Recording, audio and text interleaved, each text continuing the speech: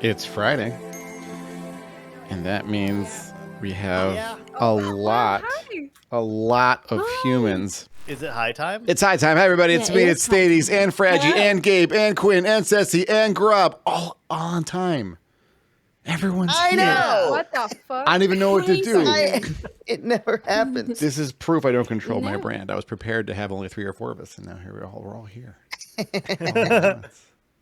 All at once. Then why do you invite all of us? Because I knew you'd come in staggered. I thought it'd be staggered. Like, Cece's essentially always on time. Quinn's always on time. It's okay, Fragee. You can always be here if you want to. So.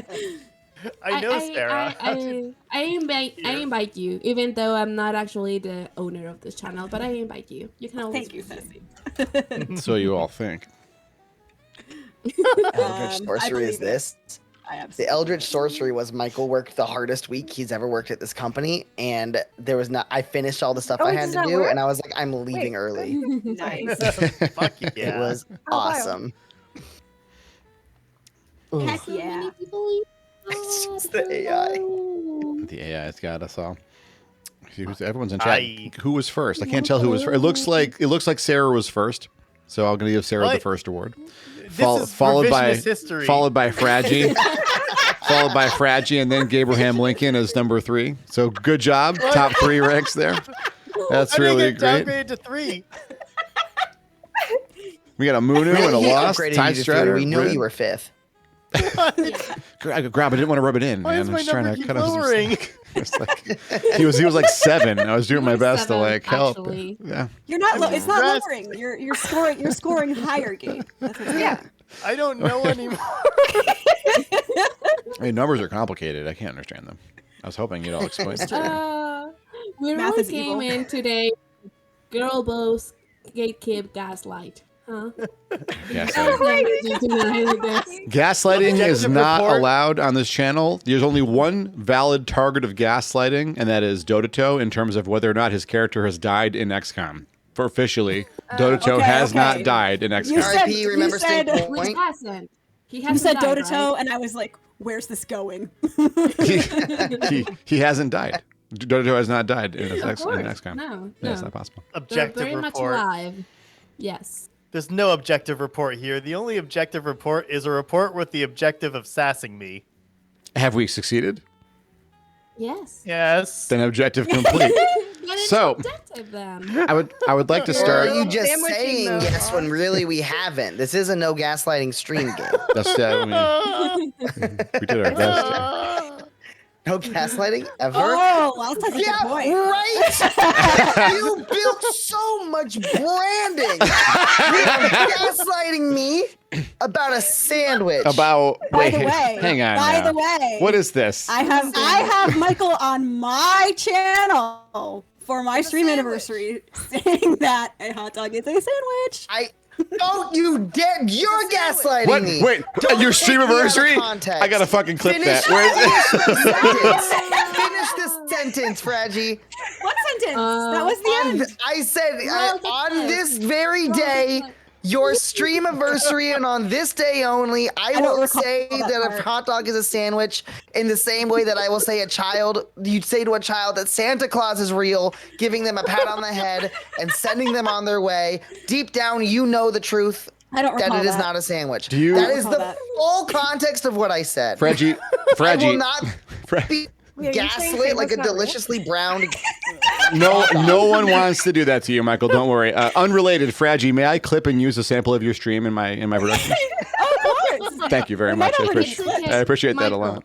Michael, I will make a clip with the whole context, and I'll make a command so we can use it. So you can always have that. Thank you. You know. Thank you. under your I'm glad the sleeve. person that wants to murder me has my back on this one. Oh, using Oh the no! What happened to my VOD? It's gone. using the quote Cece tool has in your my back channel. in order to stab it later. This is- I have your back. it literally owns it. like when you joke with kids, and it's like, I have your nose, and the kids freak out. But the That same, poor kid. I have your back. Where'd it go? It's They used gone. to scare me so much as a kid, I'm gonna be honest. Yeah, it's not really. Oh, I fell for it. Poor kids. I fell for it very young. I think we all did it first. It's like you trust them. They're like they're gods who are the adults who are responsible for you, and they abuse that power because they've never had power before, which is why a lot of parents are really not doing a great job. You know I what? have That's given you going the pretty power. deep into the "I got your nose" joke. You better believe I I will. don't think the "I got your nose" joke is a power trip. I think it's just LOL. Like I being a am- intricate kid. I am your got godparent. It's Learn. not a thing in Latin America. So that's mainly a U.S. thing. It doesn't. In other parts of the world, they don't have that joke or like. I am your gay or parent, trans or God whatever. man, and I have given you the gift of nose, and I too can take it away. Smell your I've dinner, seen- son, or else I'll take your nose away from you and you'll never smell again. I feel like I have Wait, seen legit like, terror check. significantly more messed up versions of that on TikTok of like, kids, like little tiny children playing with like pretend power tools and then like a parent like pretending to lose their hand. No, And I'm just that's like, Oh, so far. so That's trauma. fucked. what? Why? So far. Is this That what? is- I think you're going a little far with the power tool joke. I think that's like Little it's just, bit. just Yeah. innocent Like, we're play. really doing this for content? We're gonna do this for content? That's what's happening? Okay. So I Child, Here's you've maimed me permanently. Like, I couldn't even finish the video. Like, as soon as it happened, I was like, oh, fuck, no, I am not watching this. Like, Jesus. I already So- don't like those Jimmy Kimmel hide your kids or tell the kids you gave away their Halloween. Oh my Hate God, I their hate that. kids, oh, yeah. no, That's that's So awful. dumb. That's awful. That's so Okay. dumb. Worst. But that whole sort of like I made you this way only brought to mind. I don't know if any one of you had seen it. It was like a thing on Tumblr of this screenshot of like a Japanese man with their toddler, and the toddler had just like fell, and so they were crying, and so the Japanese man was sort of like the dad was just explaining to the kid like, no, you're okay, like you have very chubby cheeks in order to absorb the impact of the fall. I made you this way. And it's just so ridiculously endearing, like just sort of like trying to be very sort of like objective with a toddler. And like the kid couldn't understand that what the fuck his dad was talking about, but you know, You have Hey, Zeke. built-in air it's the cushions. thought that counts. I saw a thing on TikTok I want to share with y'all this week. I've been calling it a wholesome fuck up I observed. So it was a trans woman talking about how she went and she hung out with a friend from high school who, in high school she was a boy, and they were besties that played like video games together. And years later she like showed up to see him having transformed and he didn't know, and so he had this like shocking moment. And then he was really quiet for a while and he asked her. He said, "I really need to ask you something personal so I can understand this." And she's like bracing herself and she says, "Okay."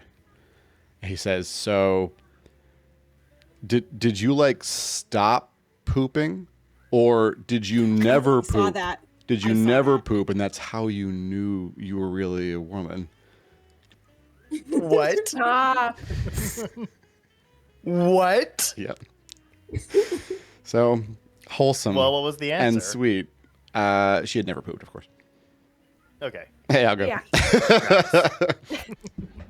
What? Give Michael some time to process that.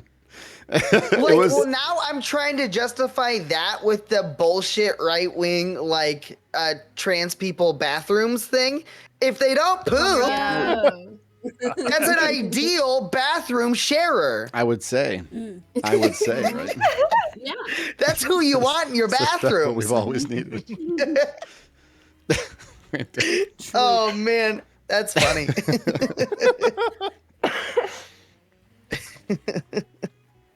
So No, we learned from our favorite childhood book, Everybody Poops.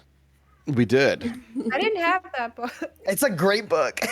Everybody Poops. It's Why a did I great have piece that of book? American literature, It really is. which About speaks to the factors that bind us in a great commonality. Pooping. Yeah. pooping. Exactly. We all do it. We all got it. Hi, Ashka. Hi, Ash. Ash. Hi, Ash. Hello. So, Oh, man. friends, I don't have a format, but we have a topic, and I didn't even know where to start. So, Silent Hill is a game. Does anyone here know anything about that? Fragee was about to explode. I don't want to You said inject. Silent Hill. I don't want to inject your content. So, Fragee, if you came with another game in mind you wanted to talk about, that's totally fine. It does not have to be Silent Hill. Nope. Fragee has the look I of love someone it who has so never much. heard of a hill, silent or otherwise. I've never heard of a loud hill. Loud Mountain. It's a volcano. The hills are alive with the sound of music. The You've sound got of music, yeah, I was thinking the same thing. Oh no! If I have to Most see hills, that I imagine, movie were quite loud. one more time, all respect to Mary Poppins, but it's just, I'm good moving on. Valid reference. It is a valid reference. I just think Mary Poppins is a badass and should have been the protagonist in Silent Hill. Mary Poppins is a bad. Wait, what? Where from? Where is it from the sky? Yeah, Discord with the picked up umbrella. With an Come on. umbrella. True. Okay, she came from the sky, but conversationally. Where did Mary Poppins come from? The same. So the lead in Sound of Music, the movie Sound of Music, the movie version of it is what the hell's her name? Okay. Someone in So chat the I Sound of remember Music- was also the It's, Disney lead of Mary Poppins, like the Yes. OG. Wait, the Sound Okay, of Music okay. is part of the Poppins verse. Yeah, that I was Poppins thinking verse. like. Well, and also because I've seen like live adaptations of Sound of Music and stuff, so it's like I don't always go to the movie. Okay, that makes sense. I'm on board. I'm on board. Julie Andrews. Julie Andrews is Yes. the name I That's couldn't it. remember. Yeah. Yes. Sorry, Silent Julie Hill. Andrews. I couldn't think of it either. Fragee, tell us about video games. Oh, okay. If you want. What's So, a video game, Fragee? Let's just start there. So I totally saw Been streaming for Cece's years. What's the video message game? earlier about like how she was like making notes and stuff, and I was like, I should do that. And I was like, because I'm like, I don't need to do that. I don't need to do that. And then I'm suddenly like, where do I start? Literally, same. You're not alone. I see you, So- Fragee. So on the topic of Silent Hill, I you suddenly become said- silent. Yes. I didn't. I did say that Here's your word for the night. it's not. It's just me not being able Honored. to be casual about anything. So obviously, I felt compelled into making slides about my Spoiler alert. game, and There's because my game is less known than Silent Hill, so you'll need the the visual context. aid. No. That's fair. Yeah. You're not competing, Fragee. Don't worry. It's gonna be okay. It's No. just this. I'm still We unclear won't on We the are Great. game. ranking the Okay. speeches out of 10. No. Oh. Don't Oh worry. God. Don't worry. This is I will payback for not. the sandwich thing, isn't it? Don't worry. I will not rank your speeches out of 10. I'm going to use a pass-fail system with strict criteria. No.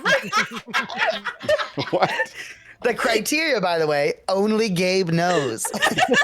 And our objective is to figure out what all the points are. Oh, that's the fun Oh, part of God. it. Ooh, let's Nobody told me gamify. I was gonna have to do math. We had this conversation the other night. We don't math. We didn't do that here. Not right? Like no. That's true. No math. No math's required. That's why we didn't have to worry about the fact that Gabe was 9th at the beginning. What? When did I become 9th? Scoring You higher became and higher. ninth at the exact same time that the Thades Hammer stream became the most pro gaslighting stream on Twitch. I swear. I typed him first before anyone. The only evidence, the only hard evidence that I've ever gaslit anybody is an emoji that I paid my artist to make in a rush so that I could draw Michael. You know that Thades, is Thades. Luckily, I have a gas mask on. That is I can't be commitment to the gaslit. Thades, Yes, Gabriel. Thades, I'm not Yeah. sure which Never heard emote it that. is. So, Sure, sandwich well, that one. makes sense. That's good. No, tell the haters. All the haters tell them that. There is a sandwich command. Thank you, Z. Thank you. I appreciate that. Because math, I can't do math. No. Nope. Sandwich emote is it? There's a sandwich command just as there is just as functional as the quote command in my chat. Ah, that's the one sandwich it is. The one sandwich it is. Oh no. Poor Michael. Hello, head shake. Don't pour Michael on the right side of history. People will look back and be like, wow, they really y'all took the sandwich thing too far. I'm the one that's just saying a sandwich is a sandwich. I say we haven't taken the sandwich thing too far enough. Too far enough. Agreed. I don't know where else there's to go. Gabe, you say that all things are sandwich. There's nowhere else to go.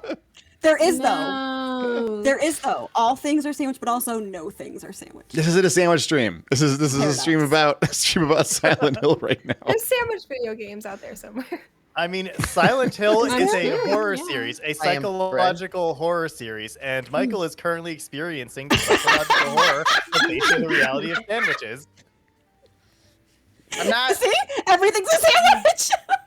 Do my best. Nope. I'm not. I won't. That hot dog emoji is fighting off your wrong opinions.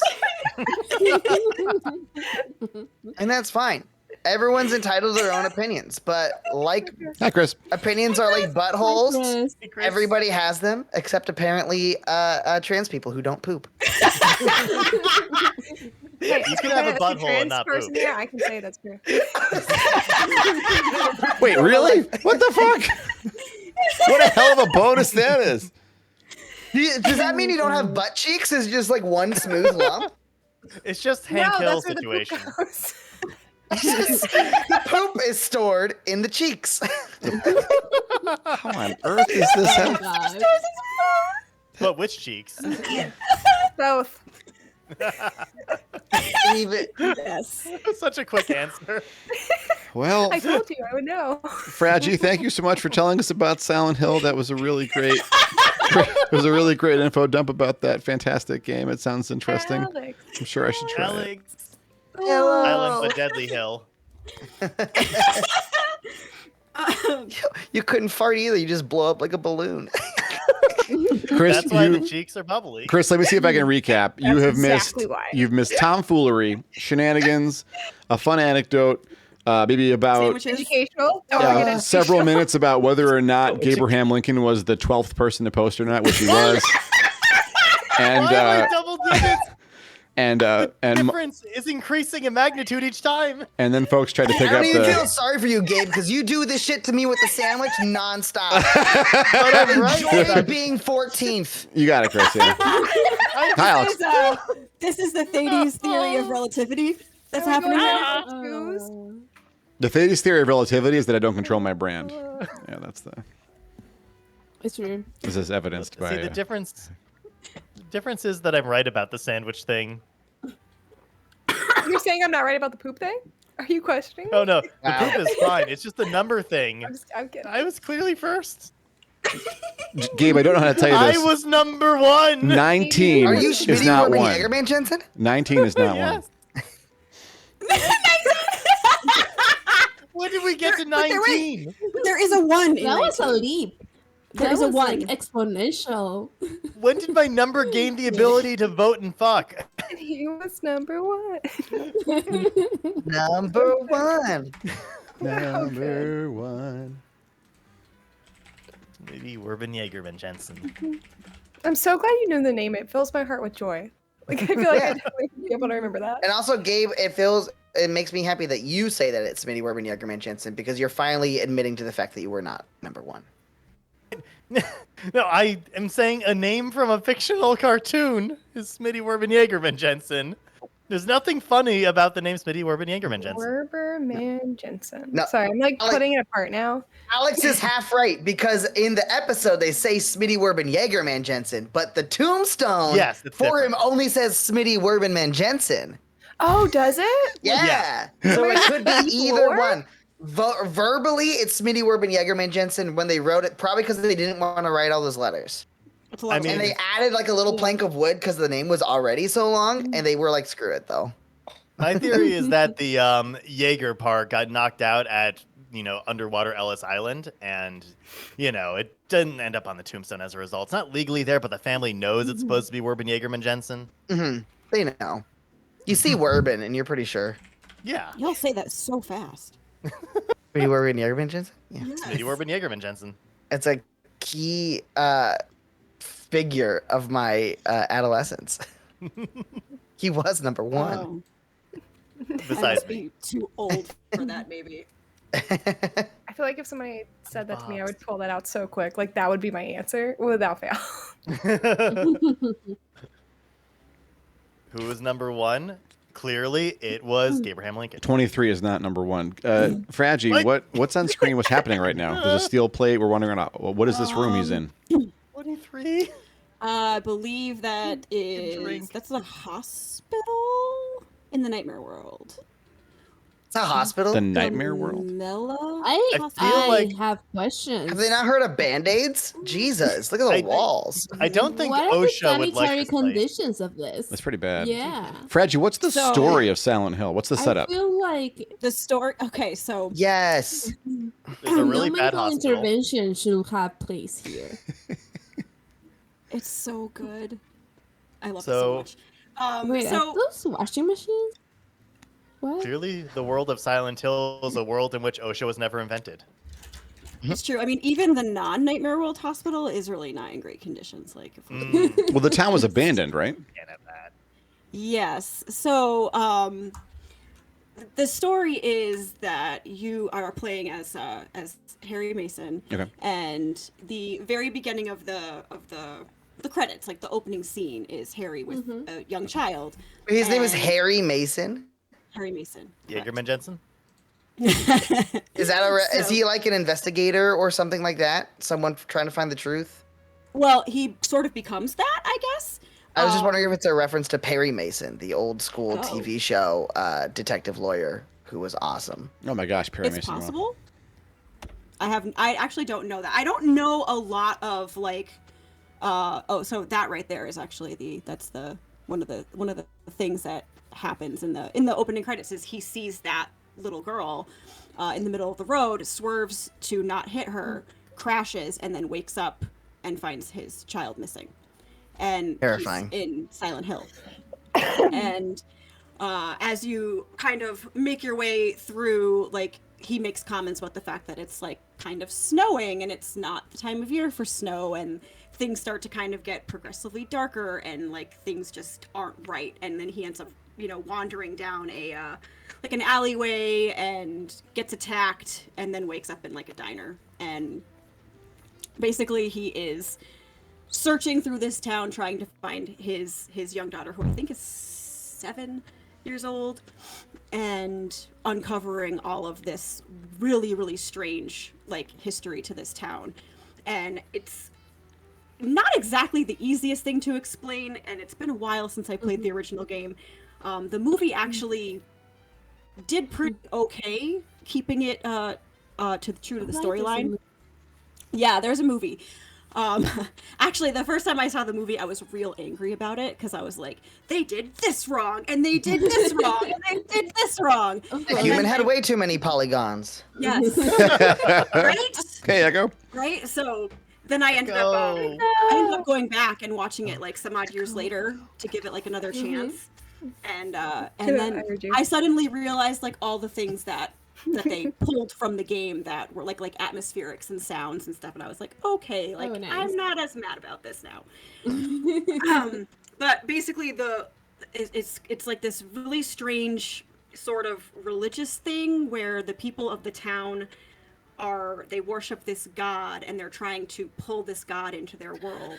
And in the process of doing that, they somehow manage to like split the god into two beings, one of them being Harry's daughter, and then the other being the girl that he almost hit. And in order to try to bring the god out without the two halves, they had like burned the other little girl alive and just kept her just barely alive so that her pain and suffering would like bring this god through into the world. And What the fuck? all of the like nightmare Bold versions- assumption. Yeah, it's crazy. It's wild. So every time that you're in like the nightmare version of the town, you are actually in this poor child's nightmare, essentially. Like, Well, that took a turn. That's my favorite game. we pulled our most favorite god out of the god neighborhood. What if we fucking burned them and kept them in pain for like ever? You think they'll be chill with that? Hi, Gal. That sounds like a great She was plan. not chill with it. She was Yes. chill with it. Seems like there were Good. consequences, yeah. There's Yeah. technically There a were percent consequences. chance that she's into it. I don't know. Oh my god. I've never I dealt mean, with a god. maybe. The percent is actually 1%. Okay, but it's 1. That's the only number one that's relevant to the entire stream or you tonight. Friends, we're gonna sit on this weird fucking note in Silent Hill times and come back to it after a 1.5-minute break, during which we won't talk about Silent Hill, but it'll probably be interesting. I can't prevent them from talking. So it's a 1.5 minutes. I'm gonna use the word silent in It would never be interesting. Okay, we'll keep it uninteresting. Okay. Hi, galaxies. We'll be right back. Galaxies. Oh, galaxies. It's gonna be get some water. So, what's the least interesting thing that's happened to you today?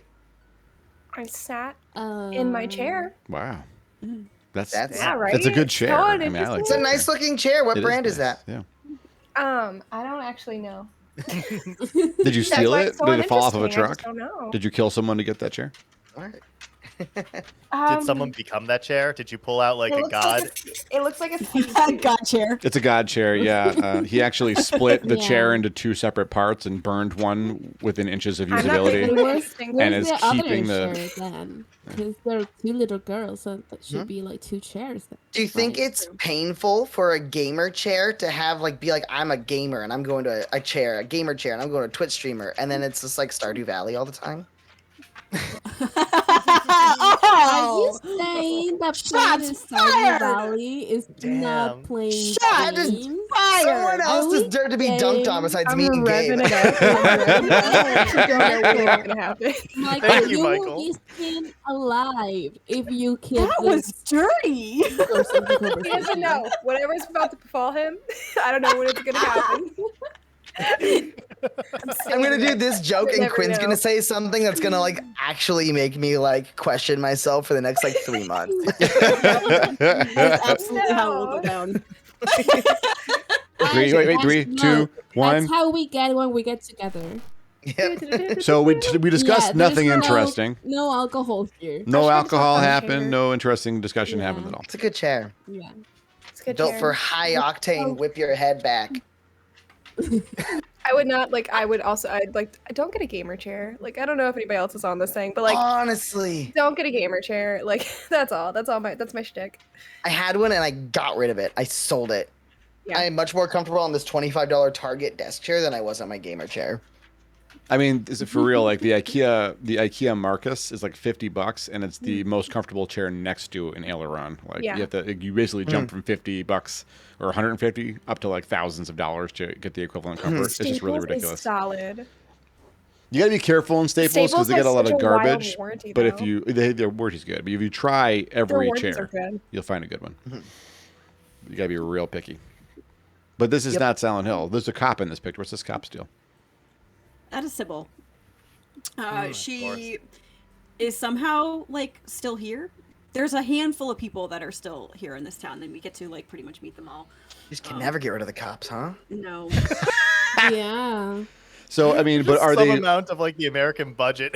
But I will say, one aspect of this game that is really cool is that you actually get the choice to either murder the cop or save her later in the game. And depending on which one you choose... Which one's the good option and which one's the bad option? They're kind of all bad options, to be honest. But it changes the endings a little bit. This was the first game that I ever played that had something like that, where there are 2 sort of side quests that you can choose to do or not do. And based off of those 2 side quests, you get one of 4 endings. Fragee, yes.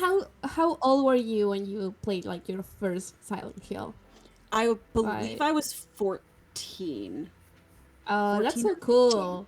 Yeah. Yeah, that's a good age to and it was games. I think that I had up until that point only ever played mostly because I had a Super Nintendo and I did a lot of Mario and Donkey Kong Country, and then I got a PlayStation and I had Crash Bandicoot, and I had some sports games and racing, and I didn't even know at this age that there was a such thing as a horror game like this, a survival horror game. I had no idea. I didn't know anything about Resident Evil or anything prior to that. So I was actually I was hanging out with a friend of mine who actually Thades also knows. And I was just laying on her bedroom, her living room floor, and looking at her games, and the name of the game was an instant oh, what is that? And I pulled it out and I read it and I was what is this? Having been like, I'm a big just horror fan in general.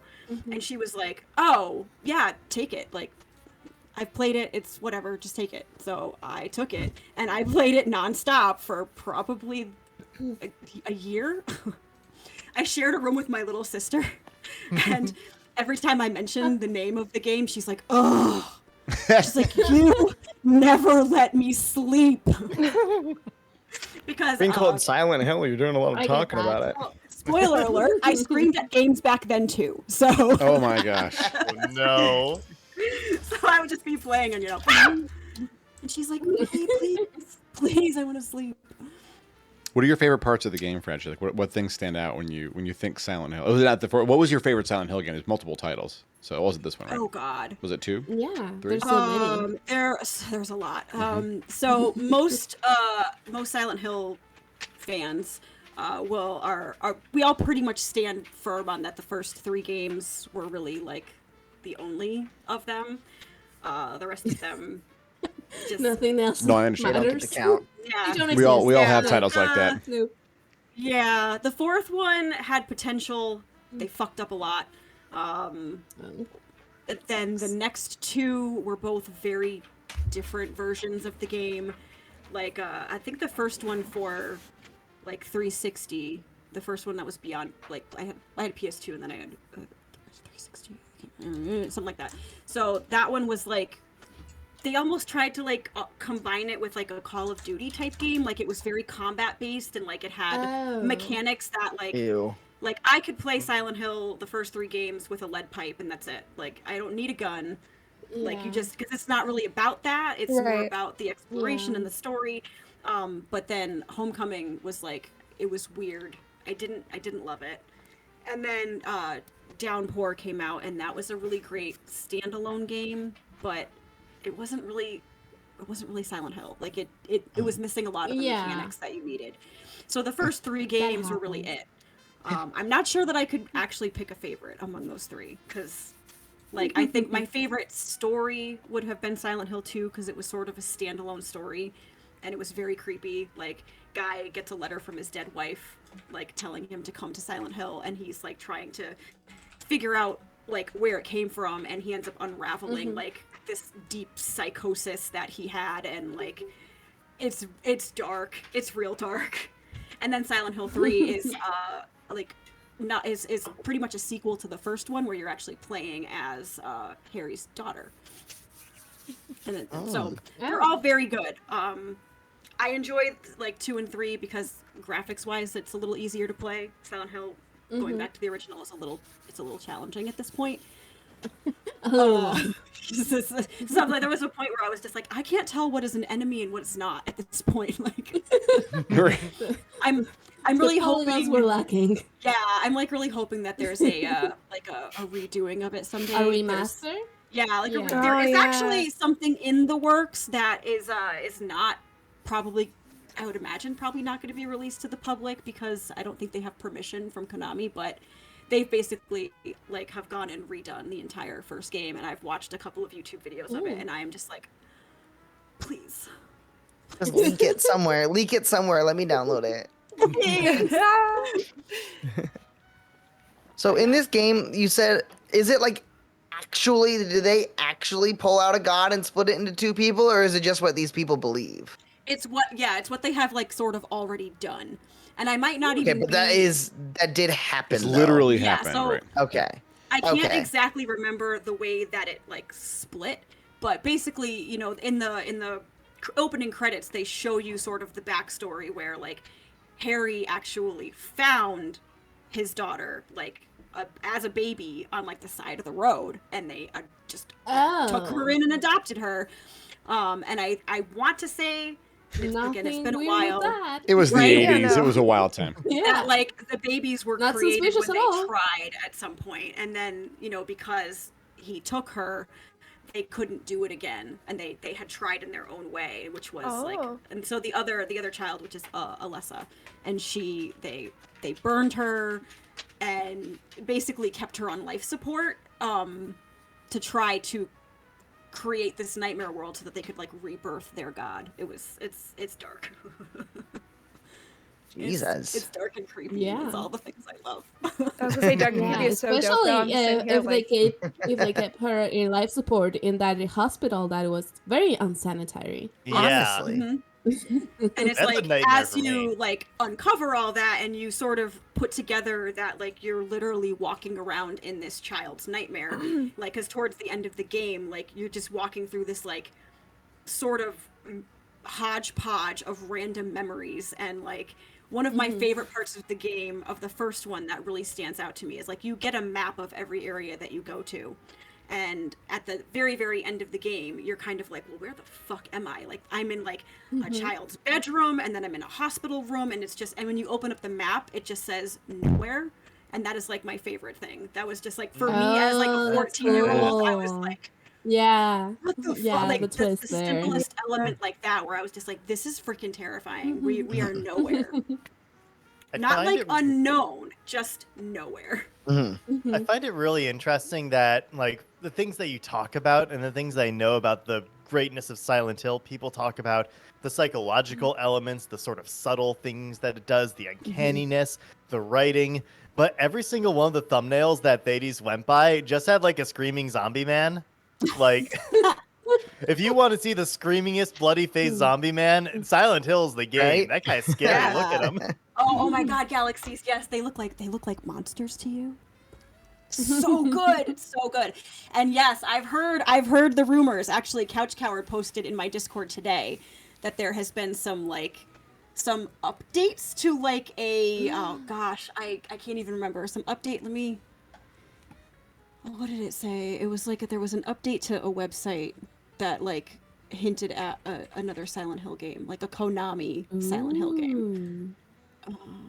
I don't even know my own Discord. So it says, kept hearing rumors, and this one makes it very possible. Oh, you know what? I have to open up the thing. Okay, a new Silent Hill game just appeared on a Korean rating site, is what it is. Oh, okay. Knowing Konami, watch it be a Really pachinko on the machine. lookout. I know, Yeah, better not I was. be. I didn't want to go there right now, but yeah, Konami is not. Yeah, there. I wouldn't trust anything that comes out of that house anymore. I mean, it's so funny too because like it was posted and I like, hyperventilated a little bit, and then I was like, I am managing my expectations. I am managing my expectations. And Yeah. Couch Coward was just like, yeah, we Silent Hill fans have been burned way too many times. I'm like, Yeah. If it has a good battle pass, I'm in. Everyone's I like, know, and no, yet. die. Like, also, what, I mean, at even level if they 3, you get to fight do- your inner demons. Yes. I'm just like, I'm not even sure that I can be excited if I find out that it's true, because it's like, they've not done it right in so long. Oh, I get Yeah. that. I get that. I feel actually very similar with the game that I want to talk about. Also, they're like, oh, but this could turn like so bad. Yeah, and it was like they were on such a good like trajectory because Silent Hill 2 and Silent Hill 3 were great games. Like they were really great. Silent Hill 3 had like some of the creepiest things that I have maybe ever experienced as a horror gamer. Oh my God, Thady, did you bring up the PT? You lost somebody? What happened? Rude. Quinn turned the camera off. No, it was Hello. Quinn. Quinn came back. Come back. Come Quinn. back. Hi. There it is. There you go.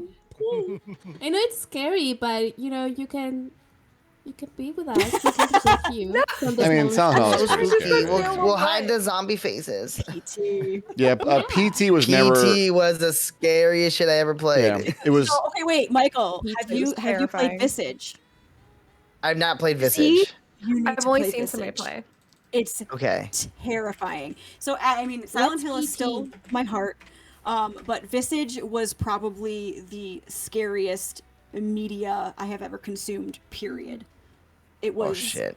horrifying, and it's in VR, and I'm probably gonna do that at some point. Ooh, because God. I hate myself. Ooh, wow. Ah, That's seems really like a great way to spooky. break your new So VR creepy. headset. Yeah. or my heart, probably. Yeah. Yeah, that's true.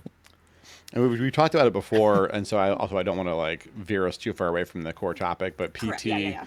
PT. No. So we were talking about visions. It's fine. I keep thinking about how a PT was never going to happen, and no one who made that believed it was going to happen. Like Kojima really wanted to make the game, and that's why he started working with Benicio del Toro, and they had like this cool idea. And then at first they had this mock-up that no one ever saw that was the actual game. The mock-up that we all saw was literally Kojima's severance letter. Like he was trying to like break his agreement to tell people he was quitting, and that's like a lot of the messages hidden in PT are really clever Metal Gear style hidden things. Like it's like he's a conspiracy creating nut, and so that's like his whole thing. He loves doing that shit. Michael, have you heard about this stuff? This seems like it's right up your alley, like the whole like Kojima outing. No, I didn't. The only thing I heard about was like this game, and then it was like, oh, by the way, like a new like Resident Evil is coming or something. Like, wasn't it like essentially an advertisement for a different game? Well, PT was just Kojima saying he was giving them the finger. He did Death Stranding after that. Yeah, he went to Sony. Oh. Which, by the way, that was a really funny, like, when Sony announced they were hiring him, like, the Sony CEO was sitting on camera with him, and the Sony CEO, like, looked like a kid in a fucking candy shop. He was so excited that Kojima was on camera with him, and there were so many memes saying, if you want to know whether someone loves you enough, find someone that looks at you the way this CEO looks at Kojima. Like, he's just, like, this big, giant, doughy eyes. And then he made Death Stranding. Yeah, I mean, I'm sure we'll see some really... I mean, Death Stranding's fucking fascinating, right? It's literally like a bicycle trip across the country. But you just walk around? It was so fun. I never played it. But you just like walk around, right? You deliver stuff and have to worry about the balance of your load on a bicycle over like varying terrain, which is like, who makes a game like that? Kojima makes a game like that. And I've heard from people... To, like, stealth your way through these freaking creepy ass ghosts that are all connected by like an umbilical cord. It's wild. I look forward to whatever, because they'll let him do whatever he wants now, and so we'll see some crazy shit from Kojima in the next 10 years. I'm hoping for a horror game. Like, honestly, I'm like, I wouldn't even be mad about PT if Kojima just made a horror game. He won't make a Silent Hill, but he'll make something. Yeah. Doesn't have to be Silent Hill. Horror game by Kojima. The loudest fucking landmass he can throw at us. I mean, I feel like he has horror elements in every one of his games. So horror forever. I'm just afraid, and this is from a person who hasn't seen Kojima and just knows everyone talking about Kojima and everything people say about him. I'm just afraid of what kind of names he creates for the monsters in his horror game. Like, Scary Zombie Man. Oh, he does. Okay, well, wait, the Metal Gear series has some fucked up names. He doesn't have monsters anymore. He just has Monster Energy drinks. But can we also That's in Death remember, Stranding. Gabe, that there was like an actual character in Death Stranding named Fragile, which That's like true. That was my favorite thing. Like, I had no idea going in, and then I like saw her jacket, and I was like, "Hey, it's me!" Like, I have nothing bad to say about Kojima's naming scheme. I think it just makes me think of the Garth Marenghi quote. I know writers who use subtext and they're cowards. I appreciate that he's just kind of bold and makes a character named Die Hard Man, but I feel like that works against the idea of horror. And also, there was also Heartman, who like actually his heart stopped like every like 5 minutes or whatever, and he had to like bring himself back to life. You should make a Mega Man. Mega Man. That sounds like Mega Man bosses. This also had the what's his name? The Walking Dead guy. Oh, there she is. Yeah. Yes, he's in this. Hi, Jared. Him. I forget his name. Norman Reedus. Norman Reedus. Thank you. Do you think like Heartman, like his name had some subtle psychological effect that ended up with him having a heart condition, or did he just change it? No, I'm pretty sure that they changed it. Like, I think that was sort of like, because it's all like post-apocalypse and everything like that. Like, there's also one of them is Dead Man, and because like I think his story was that he was missing like, and I can't remember the word that they used for it, because it basically the equivalent of like missing a soul or something. Oh, geez. So like they called him Dead Man. I don't remember why Die Hardman. I don't remember the story behind his name, but Heartman, his whole thing was that he had some type. I can't remember if he created the heart condition, because something had happened where one of the big void outs happened near his home, and his wife and child were like on the beach, which is like sort of their purgatory, I guess. Literally dies every 5 minutes so that he can search for them, and then has like oh my god, I can't think what they're called, the machines that bring your the shocking machines.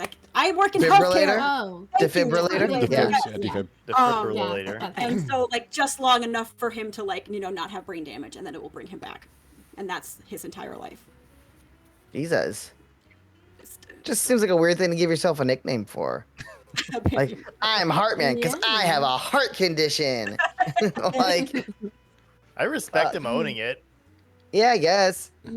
Yeah, but I think they were like all nicknames, because then there was also a character that was just Mama. That's what they called her. It was a good game though. I enjoyed it. Cool.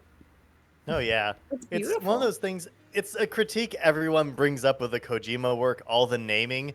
I just think it's objectively funny and fun. I mean, it usually takes years to unpack whatever the fuck he was saying. Like what Metal Gear Solid 2 was, this is true, a postmodern deconstruction of the deceitful and manipulative nature of the medium of video games. It took people who played the game and liked it like 10 years to unpack that crazy shit, and then like having it explained to me, it took me like I don't know how much shit I had to watch. Don't do it unless you're also super fascinated with how crazy Kojima is, but like no doubt in 10 years someone's going to say, oh my god, the message of this game is this crazy ass shit. So that's why the names probably all mean something. Kojima's I think he just puts weird shit in there, and then people think they're figuring it out. no. I think it's That's also, that is also absolutely true. There was some think stuff in there that just made no sense. I was like, And that's like where- a valid style of world building and style of writing and stuff. Yeah. Don't get me wrong, but like, I don't think for a second he's got the full grasp of everything that's going on. I think he was just like, "Yo, I've built this world. These are the names. This is what's happening. we're just gonna pretend it's Steve. Have fun filling in the blanks." No. We're because just I gonna feel like pretend it's Steve. Not in Yeah. this case. Not in this case. No, Metal Gear Solid 2 is it's a trip. But it's I don't want to we'll do okay, next time we'll do a dump on Metal Gear Solid 2. I don't want to take away from Fragee's dump here. This is the character Fragile on screen here. This is Fragile. Look, I love and her. in my opinion, nothing could be worse than the naming abilities of Square Enix, who have done like the very interesting games like Harvestella or like Triangular Strategy. They actually have a game that's called Various Lifestyles. That doesn't tell you anything. The game is called Various Lifestyles. What? It's like, Well, please, just put something there, like anything. just make a name. Just give us something. Yeah, Octopath Traveler is also a very weird name for a game. Right? There's 8 characters. There's 8 paths. But not one of them travels. There is not an Octopath Traveler. There's Octa people No. traveling their own paths. It's a lie. The name Octopath it comes from like using all the first letters of the names of the characters. That's why it's called Octopath. there's Octopath. No, Towpath, that's why their Towpath, names are what they are, so that they could spell Path. Octopath. Yes. Path. It's not that. Yes. It's not like they were like, look at these crazy people we found. Their names spell Octopath. What a Not- coincidence. yeah, not everything we is need a an Kojima. Otto and a Charlie and a Therese. Like, Yes, we have to. yes, it That's is. the dumbest Michael, shit I've I'm not ever heard. kidding.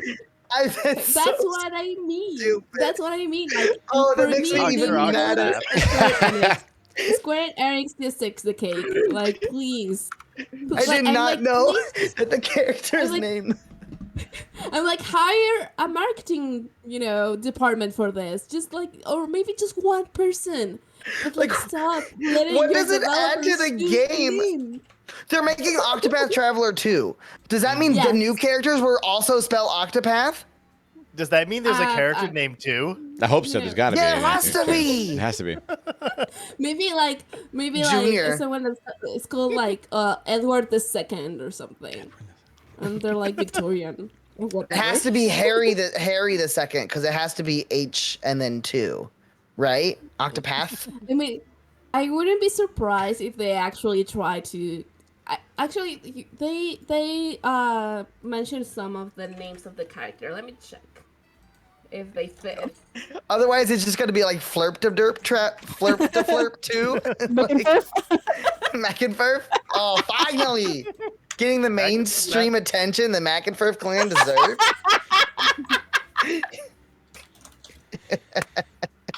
I'm checking the page. So Oh my gosh. this is a game that Square Enix published, you can which do it. surprised me when they published it because it is nothing. It's like they were stepping out of their That zone was essentially. the one I was going to talk about. Yeah, this is my it, right, game. Quinn? Yeah, so I'm giving you the microphone, Quinn, Oh no, why? because it's time. It's like It's too late. Quinn has his own microphone. It's Right, too it's late, right Quinn. there in It's front hot of him. potatoes. you can use your own microphone if you want. Then.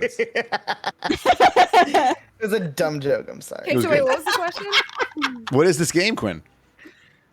Oh my god, this is Life is Strange. Yeah, Square Enix. It's your huge into turn, crypto Quinn. now. wait, It's so wait, because shitty. that's gonna make me so upset. Because I didn't know that. That's gonna make me so upset. Well, Yeah, what's, they're I like, think that's why they actually- sold half the companies that they owned, is so they could get focused more into NFTs. Square Enix is doing that? Yeah, I remember hearing that. You have to you have to remember that. So Square Enix made a game I might talk about a little bit later. Final Fantasy 1, 2, 4, 6, all the Final Fantasy games, right? They made the more recent ones. You're like, you're a boy band in a car in Turtle Land or whatever. But like the artists that made the games I love are long since gone from the company. But the creators who made those places what they are not the ones transforming it into an NFT crypto mine. Right, it's the suits that came in and built the company bigger and then spread out and then decided that would make more money. The same thing that happened with Konami. Like the artists that made Metal Gear and Silent Hill, they're all long gone from the company or not having a good time there as it is. So don't blame Yeah, it's ridiculous. this game for crypto. Okay, Quinn, what is this game? What are we talking about? Oh my god, this is Life is Strange. This is the first one in the series. It's a really, really, really dope game. These characters, I think I watched this game for the first time in 8th grade, I think was actually the first episode of like Creator I Loved. It came out in like on my birthday. So I watched it. And it was so dope. This game is like absolutely amazing. They just came out with the remastered for this for like number 1. Ooh, Yeah, it's beautiful. Nice. I need to play But- this. It's Fragee. It's so good. So that little rewind mechanic is actually like one of the tattoos I'm gonna get eventually because it's Oh, I like think I remember such an you saying integral that. part. That's badass. This game is all about butterfly effect, like Oh, that's fun. which is my favorite thing ever in games. But basically you play as this main character. Also, I didn't notice this. I was in 8th grade at this point. I didn't realize I feel like I should have. But like these two main characters in this game, hella fucking gay. Hella queer. And I want like there's a moment in this game, it's not too spoilery. I don't know if I should get down into like spoilery territory. Also, this game, I will say Life is Strange deserves a big content warning because one of the twists in it is really heavy. Like it's a deep hitting, actually no. Two of this game, like the twists and turns this game takes is really heavy hitting and just like it makes you sit back and be like whoa. Like this is like it's kind of like it hits gross territory with like how the story progresses with the whole like story of it. But it's these two characters are gay and there's a scene in the room where you have the option to you're looking for you actually save your best friend. It's like the first 2 minutes of the game. The whole like story revolves around us saving our like childhood friend that we haven't seen in forever by using the rewind powers that we have. That's what that little spiral is. Which I didn't know how I felt about time mechanic in game, like time control-y, but this does it ridiculously well. Well, so the Nice. character has the power to reverse time. It's not like you're reversing time as the player to affect the character outcome of the has game. The character can do it. Interesting. I did not know that. And the character can rewind to like if they look at a time frame in a picture and they've been to that time frame, they can rewind to it. But other than that, they can't Oh, I push like that. past X amount of time. Like you can't rewind 2 days. You can only rewind several minutes. Quinn, what Unless platform you're looking at stuff. was it originally released on? Steam, I think. It was Yeah, Steam. Steam first. I think it's Steam. I have a license for just this first game. I played some of it. It's pretty good. It's really good. That's your main character. Or that's our 2 main wishes. characters. It's Max and Chloe. Chloe has like the blue hair. But there's a part in the game where you can either hug your best friend, you're having like a moment after reconnecting, and you can either hug or kiss. And I think that was like such a little turning point for gay Quinn. I was like, choose the kiss option. Choose the kiss. Like, Kiss, please. but we're college students. We're college No students. kiss. And we're we're doing photography. We're a photography student in college, living in a dorm, and there's like that kind of like drama and like all that. But that's like I guess the main part of it. There's more games. Like there's a whole. I was gonna say, Life is is there like a Strange. second one too? It looks like. So True there's Colors? there's Life is Strange Before the Storm, The Awesome Adventures of Captain Spirit. There's then the Wolf Brothers, I think, Life is Strange 2. And then we have True Colors, I think was the next. I had it up for a minute because I forgot the order. Yeah, it looks right. True Colors is our newest. And they all well, I don't want to say it, but like it's not spoilery. I guess they like there's Easter eggs or they intertwine somehow. Like not all the characters follow through the games. It's like a fresh new thing. Cool. Like it's a fresh new character with fresh new powers, and their powers aren't the same. Oh, so it's not the rewind every time. that's Sometimes it's Same world. something else. Other stuff. Same world. When are we getting like an Avenger style Life is Strange Endgame? All the super All the characters with superpowers. teenage college kids come I together. would assume Enter the Strangerverse. Enter the I Strangerverse. would Strangerverse. assume that maybe they all could sort of like rewind time. Maybe the mechanic of how rewinding time is different or something. That's my my theory. I Wait, have what's this? played them. What are the powers, Quinn? What are some of the powers the characters have? So one can rewind time Yeah, to besides a time. limit. So the first one is time. It's always one character. The second one, I think most people have a tiff with Life is Strange number 2 power, because your main character technically isn't the one with the power. Your little brother is. Mhm. He has the power to he just has this energy. He's like a big like telekinetic kind of thing, and his emotions, he doesn't really understand his power, but it's connected. So like if he gets really upset, angry, like that kind of burst happens. And like it like throws people or throws things, strength. Like the kid in Umbrella Academy. Has anyone watched Yeah. Umbrella Academy? Yeah. I haven't yet. yes. That's Yes, it's so good. Yeah, no, basically like that. And your point in that game is to not have the power. It's your actions as the older brother are shaping your younger brother, therefore shaping his powers. See, that's Oh, that's fascinating. fun. Yeah. Why do Seems people have an more argument interesting with to that? me, but It's like I think it's because it was a whole thing of like we just went from having the powers to then not have. The second game was like you don't have the powers and you're sitting back and well, like yeah, but but it's you cool. It's got don't its have the own power. aspect. You're a person playing a game. You know what I mean? Like, there's not that much difference. You're playing a game and there's powers It's not that an makes action stuff game. happen that Yeah. you can kind of control and kind of like. That's a wild. That just It's seems not like like the you went strangest. from Super Mario to playing as Luigi and watching Mario go on the adventure. It's a narrative game, so Yeah, exactly. Exactly. It And then seems the like a other wild complaint.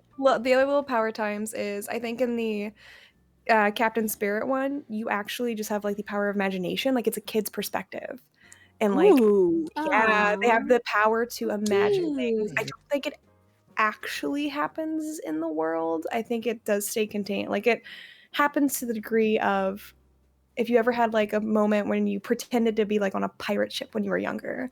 Like it still happens, things still happen, but it's all like played up to the like degree of like I'm on a pirate ship or like some kind of like fun thing.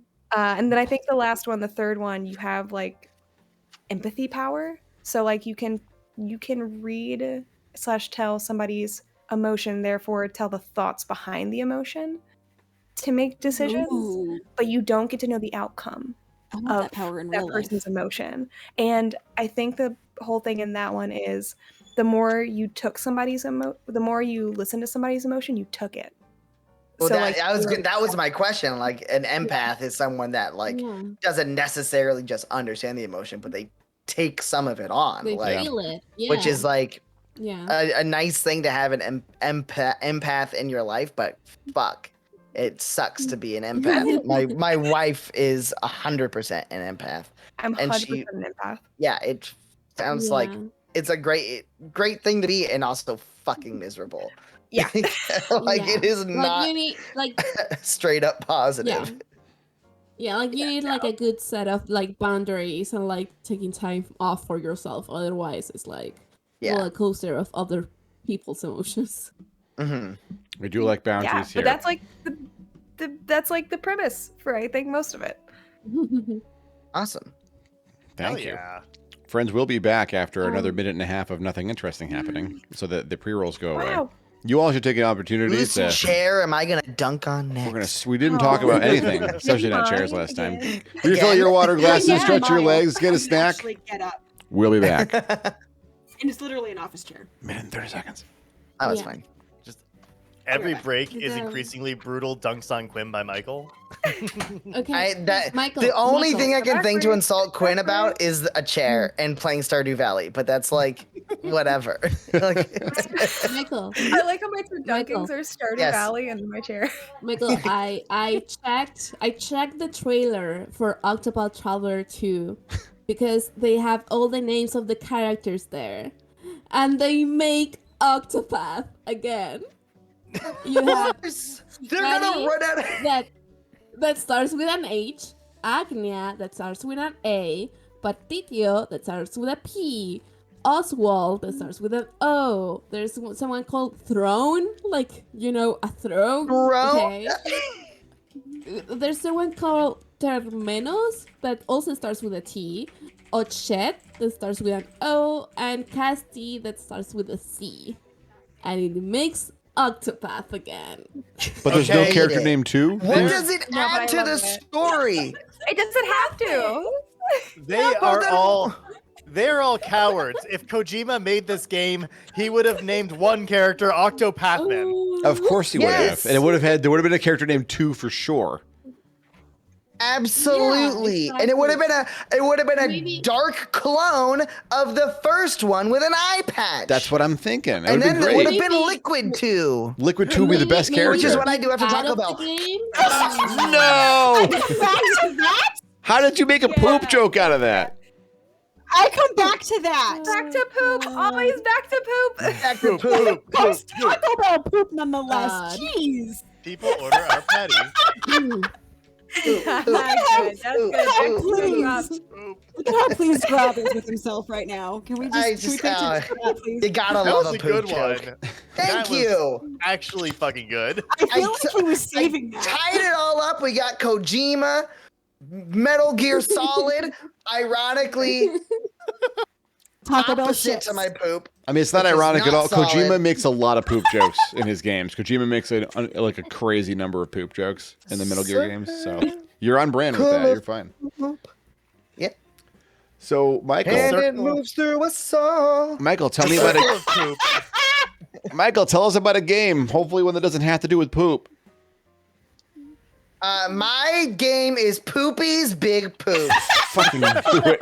God damn And it. now the funny thing about it is No. you actually want to make small poops so that you can drop a big poop at just the right time. It's Did a you really know- interesting Game gameplay exists. mechanic. Did you know that No. there's a game called Toilet Simulator? Yeah, Fragee. What? Yeah, yes, that's what I'm talking about. There's also Don't Shit Yourself. Oh my god, stop! I know that one too. That one's good. I don't. mean- Sorry, we're still on the stage. You go with your poop game. You go. These are not your games, Michael. Take it or leave it. I almost Yes. spat my beer. You go with your little poop game. We were talking about a great poop game, but you go with your little poop game. Little poop game, man. Poop man. Oh Here's my poop, man. gosh. Right here. The classic. There's I a singing think plush of this. Like, Fangamer released a singing plush of this character. Really? Yes. Amazing. Christ. You're welcome. there Just in everybody. time, Gal. Oh, there's a Just in song. time. It's like the. Oh, the there's a free song. buggy Me. I am the great mighty Pooh, and I'm going to throw my shit at What? you. Good. A huge Good. supply of fish comes from my chocolate starfish. I hate this. How I hate about this some so What is much. scat, you fish? little twat? Do you really think you'll survive in here? You don't seem to know which creek you're in. Sweet shit's corn great. is the I get only it. thing that makes it through my rear. You're just on How fire do you there. think I keep Wait, does this this poop lovely poop? grin? Oh, he throws poop at you, yeah. This poop has a butthole? Now I'm really is the poop getting and the rather butthole. mad. You're like a niggly, tickly, Wow. shitty little tag nut. Truly an When I've Ouroboros. knocked you out with all my bab, I'm going to take your head and ram it up my butt. What? Your butt. My What? butt. Your butt. That's right, my butt. Ugh. My butt. My butt. Ah, you cursed squirrel! Look what you've done. I'm blushing. Oh, what a world! What You're a world. flushing down what? Thought a good little Nothing, you're squirrel like you spinning. could destroy my Yeah, just stop beautiful spinning, planet. dude. Oh wait. Oh, I'm going. Let's go down. No!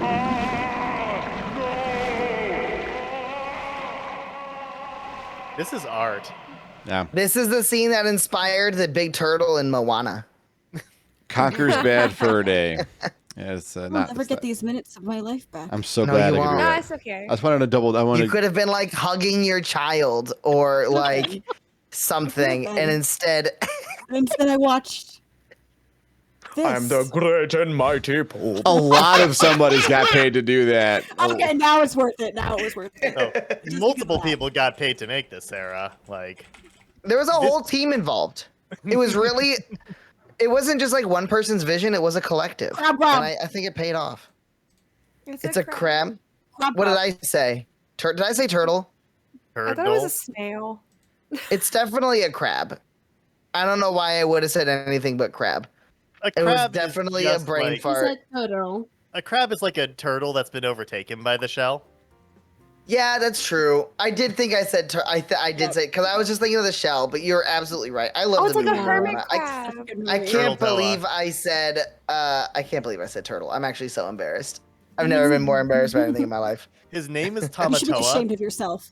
Tamatoa, that's his name. Tomato. Yep, and he's voiced by Jermaine, hmm who Oh, did yeah. a Bowie tribute for the song, which is the best song and moment in the movie, and the only part I like. Of Moana, that's the only part you like. Yes. Oh, I love Moana's a Moana. Oh my Moana's a god, masterpiece. It's really good. Moana's Yeah. a great movie. It's so good. Moana Oh was my my God. daughter's like first favorite movie, Oh, which was yeah. very fitting because she was very drawn to the water, like literally to the point where I would like put her down, turn my head for a second, and then be like, "Oh, there she goes!" Like to the water. Hey, Salad. Oh, Yeah, Gabe's just really fussy about the fact he was 35th to speak and wants to be known as first to speak. So.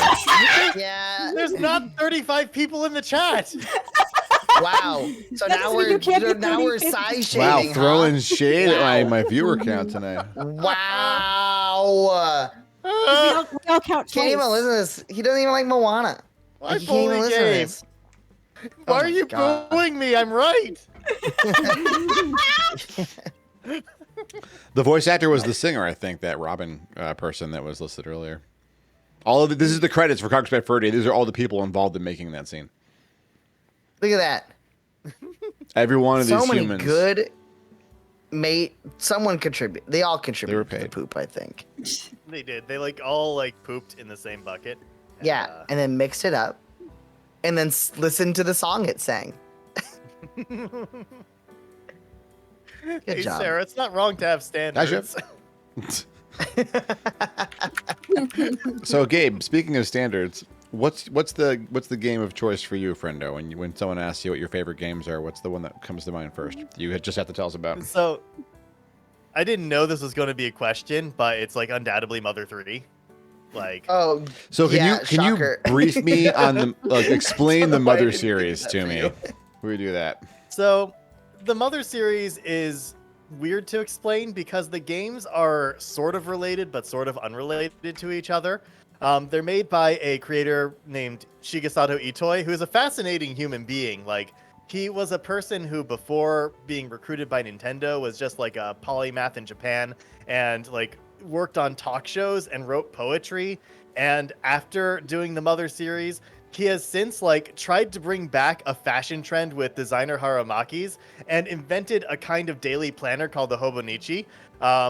So he's just a fascinating individual, and he makes very fascinatingly written games because his perspective came completely from outside of the world of video games when sort of approaching the writing So the first 2 games, let's see, Mother 1 is a NES game, which is a sort of like, I don't know that one nearly as well as the others because it's not as polished, but it's a sort of dreamlike game about a like alien with abandonment issues who threatens the world, and you have to like calm him down with a song, and that's sort of the premise of it. And the second game, the main villain sort of is that alien, but it might also not be, but it might be a version of that alien that is so far gone that it has become the essence of pure evil, which sits at the center of the earth beyond time and corrupts people. And Earthbound is a game that's largely influential to so many like video game designers and fans because the writing of it and the characters is incredibly naturalistic. It has a unique sense of humor where characters just kind of, I don't know, they just kind of exist in this world. You're a bunch of kids with psychic powers going on an adventure to stop the embodiment of evil at the center of the earth beyond time, and everyone treats you like, oh, that's nice. And your mother will just be like, oh, if you want to rest for a bit, why don't you take a nap? I'll make you your favorite food. And it's Do you want to take a snack? So yeah, you want a snack? Is the idea that the kids are just it's pretend and they're imagining it, or is it real and the parents think they're pretending it, or is it just surrealistic and there's no real they don't address this strange like dichotomy? It's real, but the parents act like parents to the kids, and like they have other things that they're concerned with instead of this, and they're just living their own lives while all of this is kind of happening, this grand adventure, which is itself a very like, you know, I hate to use the phrase bizarre adventure. I don't hate to use the phrase bizarre adventure, but it's a bizarre adventure. I was gonna say.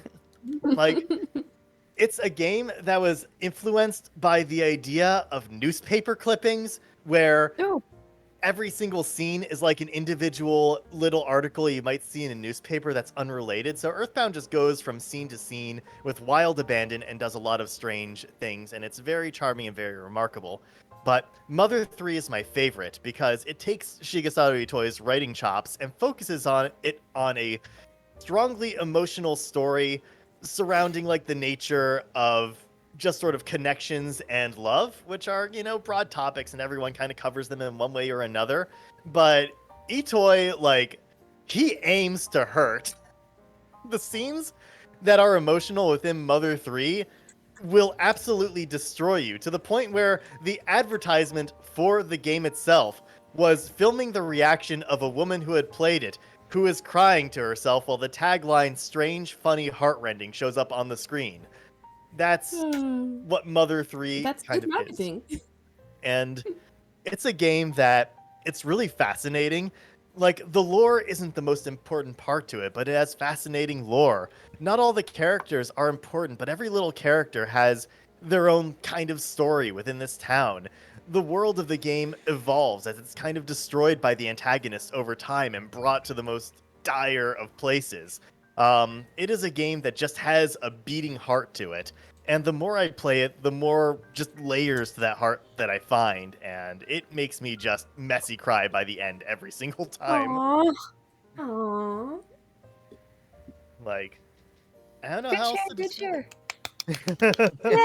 it. Good share. Yay! That's so cool, you know, that something can touch you. Like, you know, it's hard to find things like books or like TV series or movies that can sort of like really, I don't know, you. yeah, resonate with you, you know? So that's always like amazing when it happens. Like I'm always happy when something makes me cry, which I know is kind of weird. So weird for sentence, but No, I get it. just the For truth. sure. Mm-hmm. And this game, it does it so well, and I think, I guess, what pushes it beyond for me, because there's a lot of media that makes me feel emotional, and I love them each in different ways.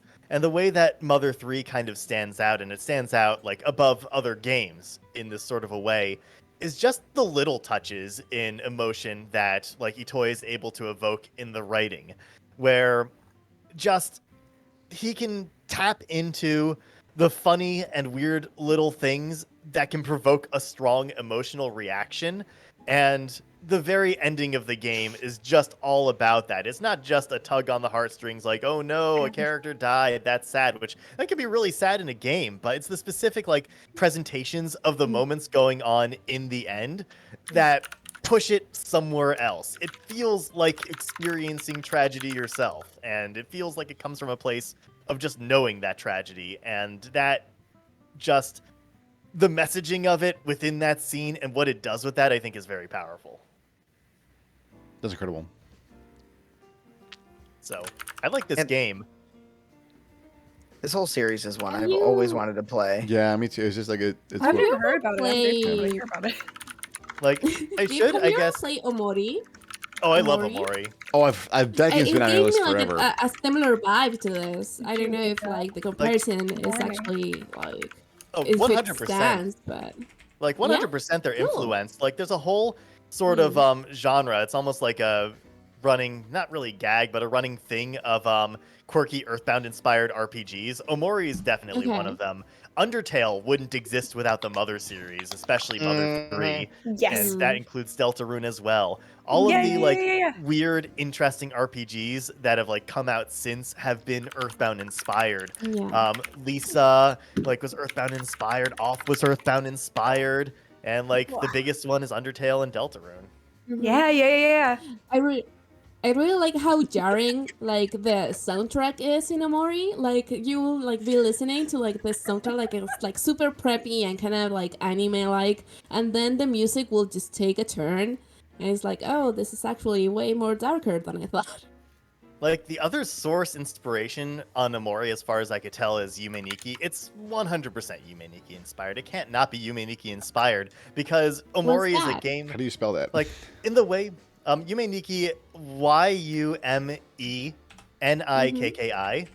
Yume Nikki is a fascinating RPG Maker game from way back when that it doesn't have a whole lot in the way of gameplay. You're just a sort of girl dreaming and going through these strange dream and nightmare scapes. And your only goal is just exploring and interacting with these things slightly. There's lots of weird little strange secrets. There's events that just happen with like a 1 in 100,000 chance, and maybe you'll run into it and maybe you'll never see it in your life. And it just has a whole lot of just fascinating, creepy imagery derived from dreams. The name Yume Nikki refers to a dream journal, and the game was very much inspired by that. And Omori is a game about a character who retreats within their dreams, and the abstract and horrific imagery is a part of that too, and that's definitely taken from Yume Nikki. Yume Nikki is a very hard game to kind of like just grasp in some ways because it's not the fun game. It's not a game you play to like get achievements or anything. It's a walking simulator. It's a walking simulator without a goal and with barely an end. And it is not a happy mood. It's just sort of a somber and melancholic mood throughout the entire experience, with some amount of strangeness, but also some amount of horror. I mean, little bits of subtle horror. The character going faceless, the character like carrying a knife around, their ability to sort of kill these harmless dream entities is a part of the game. And that's something itself that must have inspired Undertale as well, because Undertale has a horror-related segment involving a character who shouldn't have a knife having a knife, and Omori has that too. Yeah. So I actually didn't play Omori, but my 10-year-old nephew did. So I was like co-playing it with him because I was basically like on call just in case like he saw something that was like too like emotionally jarring, and we will talk about it like afterwards, like every time that he played. I was like, okay, so what did you do today? He was like, oh, I saw this and like I unlocked this cutscene and this happened. And then I will be just sort of like Googling everything. I was like, oh, okay, yeah, okay. So that I very like not like what did that make you feel, but we were more talking about like, oh, how do you feel like that sort of like affected the narrative of things like that, like in a more sort of like, do you feel like that was sort of like gratuitous, like do you feel like it goes with the story? And he will be able to sort of like talk about that, because I was really scared, but I knew that I wouldn't be able to stop him to play it. So I was like, okay, then. And it was like those mobs in like the TV series or like movies, like, oh yeah, you can like smoke weed here as long as you do it with me, kind of thing. Like, I know I can't stop you, so just do it like close, so I can like supervise. Like, Omori is definitely a harrowing game. The end of it just left me unsettled for like a week afterwards. Yeah. I heard that game gets like pretty dark. Yeah, we watch all the endings and then just watch like the good ending on repeat for a couple of times. and then he went and started playing Minecraft again. There we go. So that was his process. My favorite thing with Omori is that there's like a song in the trailer which is very good called My Time, which I absolutely love. And it was the only thing people knew about the game for a while. They had the trailer and that song, and everyone's like, "Oh, the song is very good. It's very catchy." It's by a musician named Boen who does a lot of like indie game soundtrack stuff, and I love it. And that song shows up only in the bad ending to be the backdrop to a terrible event. And that's just the mood of Omori. Yeah. I think I saw clubs play a little bit of that. And I remember liking it enough to purchase it, I think. I might own it.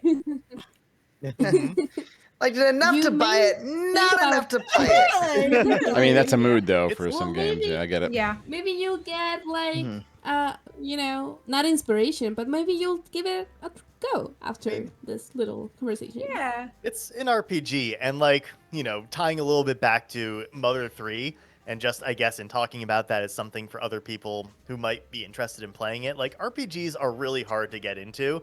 Really good RPGs can be things that end up being very, like, personal and amazing, and just, like, something that can really affect you in one way or another. It doesn't even need to have a deep story. Just the experience of kind of going through these odysseys can be great. But they are very hard to recommend to people because the gameplay is very dry. And I think, like, in the subtleties of the gameplay of Omori and Mother 3, I think they do things that make the gameplay not just, click, click, go through. Mother 3 takes a good amount of like strategy in some of the moments, and even has a little mechanic in the battles that I find really fun that I wish other games would implement and take influence from, where if you like hit the attack button, like you press the attack command and you start hitting the button in rhythm with the beat, you get to do a combo, and it'll keep doing a little bit of extra damage up to 16 times. So that's a really cool thing that helps keep the gameplay a little engaging, but I know like it's very hard to dive into these, to have a lot of patience. Yeah. Oh yeah. Sometimes I hear him, like I will get like random bits of like the music of like the battle music of Omori, and it's like super like upbeat, right? And it will be like, oh yeah, like it will start like playing on my head, and then I will just remember like a cutscene. It's like, oh right, that was really depressing actually. Oh my god. This soundtrack, it was actually really jarring. This soundtrack for Mother 3 is among like soundtracks where I have to ban myself from listening to certain songs in the car because it will just cause me to cry. Yeah. I get that. I mean, I don't drive, but I get that. Like the music with the ending of this game is all. Look, I'm a bisexual that can do math, therefore I can't drive. You had to choose one. Is that a thing? It's the law. That's the law. That's not a good law. I'm going to vote to change that for you. You should be able to drive. That's not fair. Yeah, we've been meaning to talk to you about both your math and your driving. They're both reckless. Yeah, it's really My math is great. That's why I'm the only one who understands I was first today. I knew it was coming. The 43rd person to speak. That tone of voice that just tells me you're about to start lying again, Gabe. It's hard for us all. Voice. Oh, This is a hard part. Gabe, if you keep this up, I'm going to have to play deserve this. Don't answer it. I guess then I won't do that. What were you saying? Well, you told me not to answer, so. Good time. Oh. Sleep tight. I do the same thing. Oh, Z, have a good night, friend. Good night, Z. Cece, I didn't even see that. Good night, Z. Cece, I understand that I have a slideshow for you, right? Ready. Yes. I think that's the case. Cece gets a whole I made a slideshow. slideshow. It's not Is that it- long. I love Cece so much. Is the video game going to be Slide Cooper? Nope. I actually never played that, so I don't It's a know. good series. Yeah. Would recommend. Oh, hang on. Does it ask you to like log in? It wants me to edit it. I guess you gave me an edit invite instead of a no. Oops. God damn. It's fine. Sorry. Also, that sprite work in Mother 3 is just my favorite. I love it so much. Also, I can testify. Picnic Fiance does get really emotional when he listens to the Zelda soundtrack. We also have like a few tracks that he can't really listen to. Like we skip them because they're too sad. That trailer music Yeah. is very good. Yeah, it gives me chills every time that we watch. Yeah, it gives me chills. And I know that there's like a common sort of like. I know there's like a common like criticism of Breath of the Wild that doesn't have like that much music, but the lack of music has actually made me cry while playing it. Oh, everyone's you just opinions about Breath of the feel- Wild are wrong because it's the best game ever. And if anyone has a I negative love Breath of opinion, the they're Wild. wrong. I'm ready for They're Tears of the wrong. Kingdom. Look, the My fact that opinion is sometimes that I you can love it, which is apparently wrong. No, You you're can right. You're right. Let me rephrase. Any negative Yeah. opinion is objectively okay. wrong. And all positive opinions are Like- correct because they are the correct like- ones. I think the I fun thing about remember. Oh, sorry. like the Breath of the Wild soundtrack is that I remember like at some point I like downloaded the soundtrack and I started listening to the songs, and I love that it's very sparse music. But when I sat down and actually listened to some of the music that I just completely forgot even existed in the game, my brain was just like, "What the fuck? This is amazing. Where Yeah. was this?" Yeah, it has It's some really so good bangers good. there. Yeah. The like music that Kakariko plays Village? when you fight the divine beasts sounds like my God, yes. climax music Oh my from Ghibli God. movies. Yes. Right? Yeah. Like I love the Banavoris theme. That's my favorite. Right. Divine That's so Beast. good. I was debating making Breath of the Wild the game I talked about today. I don't know if I'm still at the moment where I actually talk about one and don't make poop jokes and then we move on. Like that might Aw. You Oh, flush down God. your game talk with poop jokes. be. It just kind of happened and then we just moved on, which is like fine. But Well, I thought you wanted to talk about poop. slideshow. I thought you wanted to talk about poop, so I let you talk about poop and then move. We listened to a I poop do music not. video. We sure did. I do not want to talk about poop. A PMV? Poop music video. Yeah, exactly. Hang on, I think I have to like take our cameras off You? screen to show this because like my only options are full fucking screen or not. So we're gonna dip the cameras out and Cece's gonna take us away on a magical adventure. Wow, Okay. it's just our voices.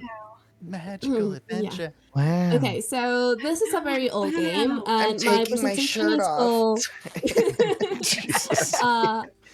Who Valkyrie profile made me love games, and why Picnic Fiance should buy me a PC that is in a potato so I can play the Oh my first God. sequel that we had in like 13 years. I'm An not ulterior kidding. motive. I love it. It has been 13 years. Okay, hang on, wait. Please the next slide. So we don't get interrupted by the ad. I'll run the ad now, and so we're going to spend the next minute and a half talking about why Michael took his shirt off, which none of you are going to hear because it's interesting.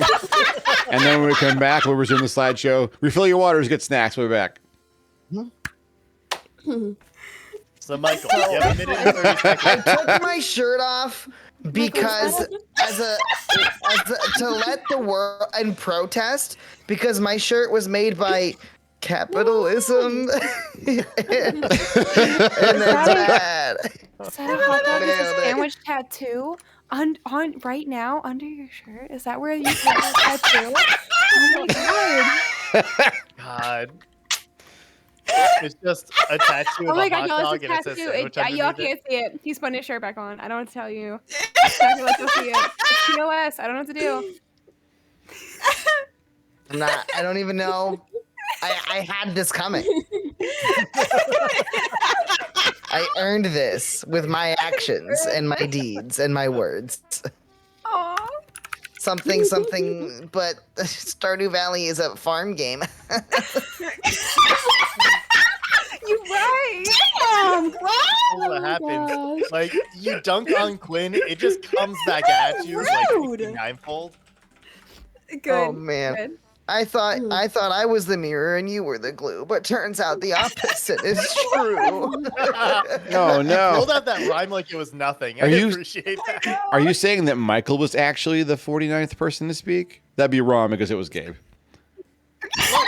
Yeah. No. When did we get to like? And we're back with it. We got a raid. Hi, raiders. Welcome in. The story is LOL. This is totally normal. Okay. We're gonna be in the triple digits before we know it. Never living. They're slandering me.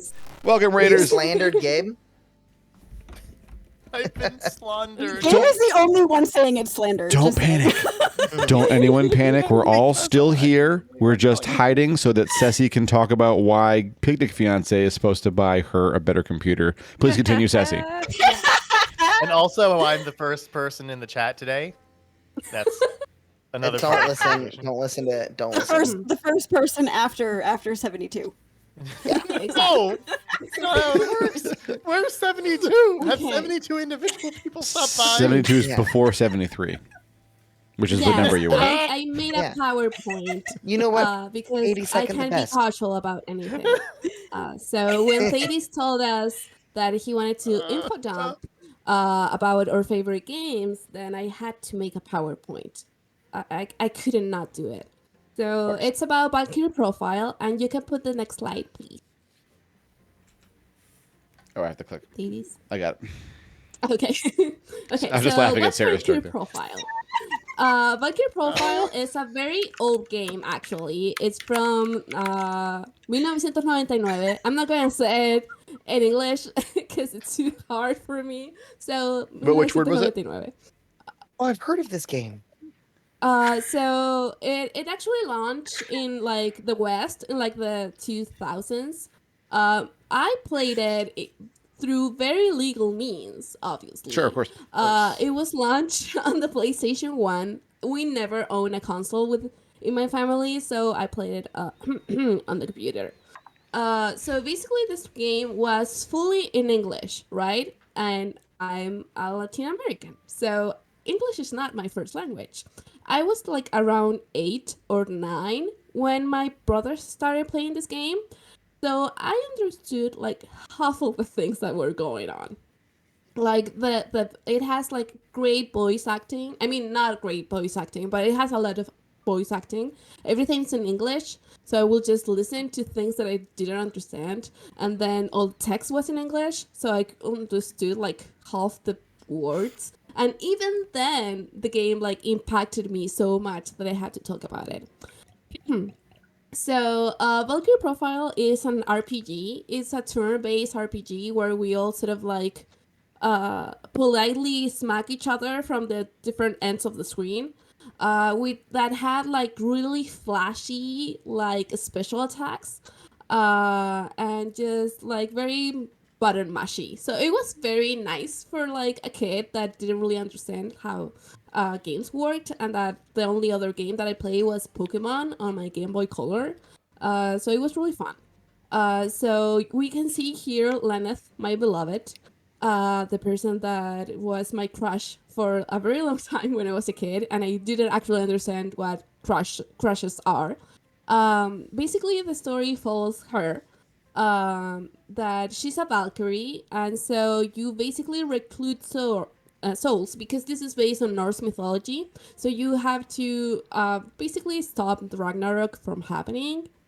So you have to recruit souls of like warriors to add to your party to defeat the big bad eventually. And every soul, like every character that you meet, comes with a story. So you will get like a cutscene and all the story about like different characters. So you will get like the typical sort of like I don't know, like big muscly man that has no emotions, but actually he's deep soft inside, and he will try to like take care of all the kids that he finds because he's actually a very good person. But he's you can just tell people that's me. Like it's fine. Like okay, I'm not gonna be embarrassed about it. Wow. The big buff man. Yeah. So next slide, please. And you will find like a number of different. Oh wow, characters. those graphics are great. And and there were characters that actually were related to Lenneth, because a big part of the game was also trying to discover the Valkyrie's sort of like backstory, because she has like no memories. She's only sort of like learned her life as a Valkyrie.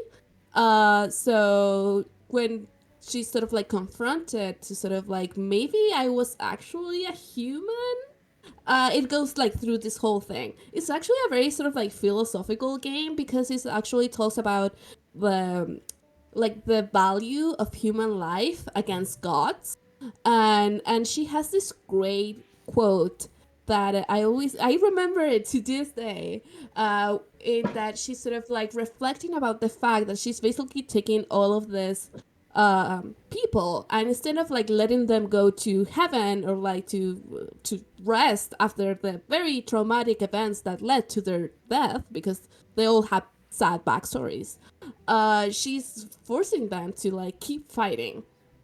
And she says that she treats souls as someone that picks flowers from a field. And it was like, dude, I was 8. And it was like, dude, what the fuck? So I was really obsessed with her, and I do everything for her. I love this so much. It has a great soundtrack that to this day sort of like, I listen to a lot of it to making the slides, and it made me smile like right away. Like I was just sort of like beaming at my computer while I was making this, because it just reminded me about how much I just loved the whole experience. I was reading, so when I was playing this with my brothers, I was reading Lord of the Rings. It was like a whole like moment in my life in that I was like sort of like obsessed with like Middle Earth and Norse mythology and like Celtic mythology as well. And so one of the reasons that I started writing like little stories was because of this game. And I will play pretend in my backyard that I was a Valkyrie and that I was recruiting souls. Like that's like my emotional attachment to this game. We can say that, you know, the graphics are the graphics of that time. It's not a beautiful game by today's standard, Yeah, like it is. not It at is. all. The gameplay is like so and so, you know, the stories are like, now that I've read a lot of books, I can say they're very predictable, but still like it's never going to stop being like one of my favorite games. So next slide. I actually put the trailer of that time, like the first trailer of the game. I don't know if we can watch it, but this game Probably. is so I'll old check. Hang on. that it was made by Square Enix before they were Square Enix. They were just Enix in that time. Oh, damn. Yeah. And after that, they It got was turned like- into total squares. Yeah, this is fine. This was the last cool guy game. Okay, ready? Circle Enix. That's what the circle's for. Oh, fuck. It all makes sense. Oh wait. Oh, so there's someone who knows Valkyrie profile. Oh, I'm so happy. Because it's a very old game, you know? Oh, I love this music. Already, I love it. This is the era of music that is the best, in my opinion. Like, in look at game these history. graphics. And, like, they had, like, this cool sort of, like, movie cutscenes. It was so cool. But they're really making good use Yeah, it of was sprites. I really wish that Final Fantasy had not gone to 3D for 7 and 8. Like, I wish they had done this stuff. Because, like, 6... Like, taking 6 and just, like, double down on how that stuff. This is what this would look like. This, basically. This is really great. I really like how they married sort of, like, the artist style of, like, the sprites and the background. Like, Yeah. it's... Like, obviously they're not the same quality, but they fit together really well. Good talk sprites. This music and Yes, sort of like yes, the setup, Sarah. it reminds me visually a little bit and musically a lot of it about Legend of Mana. Skull. I love the skull. Yeah. You can really Okay. tell, like, the moment of, like, Jeez, that guy is sort of, like, compensating. special effects that just happened there. I am like a sucker for an overly long, like, anime JRPG attack cutscene. So giant like 3D skull out of nowhere, just kind of blasting in and flying around. There we go. That tickles my fancy. Look, so I watched also like a gameplay trailer of this, and I was just like screaming along because obviously this is very sort of like anime. So they said things while they were doing like the special like the special attacks, and I still remember like the whole like line of voice acting that they did before the big attack. It was like, dude, like this is just like embed in my brain. So next slide. So something beautiful happened. So this game this is Valkyrie Profile. I never played any of the rest of the game. So they had then Valkyrie Profile Silmeria, that it was like another Valkyrie, and then they had a DS version that's Covenant of the Plume, and then they sold us like mobile games. So next slide. After 13 years of not having a console game again, because I know Nintendo DS is actually a console, but like a home console, we are getting a new Valkyrie Profile game. It actually launched already on PS5 and PS4 like yesterday, and it's coming to Steam on November 4th. So I'm just like screaming and actual screaming outside as well. Sorry, you said you're screaming? I was like screaming? I thought you said you were streaming. Streaming. Your first 24-hour live stream when Valkyrie Profile launches on Steam? Do it. That's Jesse's new computer launches. Yes.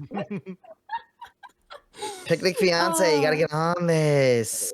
Like, it's been locked in. This is definitely happening. It's just a matter of time. I mean, like, I don't know how many people will be interested in me streaming this game because it's just like everyone in this chat. Like, we'll be interested in watching you stream because you're awesome, Cece, and you're talking it up now. So you've already like buttered us up. You've already done that work. Yeah. You already have an audience. Me buttered. I agree. Buttered. So I actually already like checked Metacritic. It's not doing so well because it's something that's happening. Like Fragee said. So basically, another like developer took the game from Square Enix and like, okay, we're developing, like we're doing this now.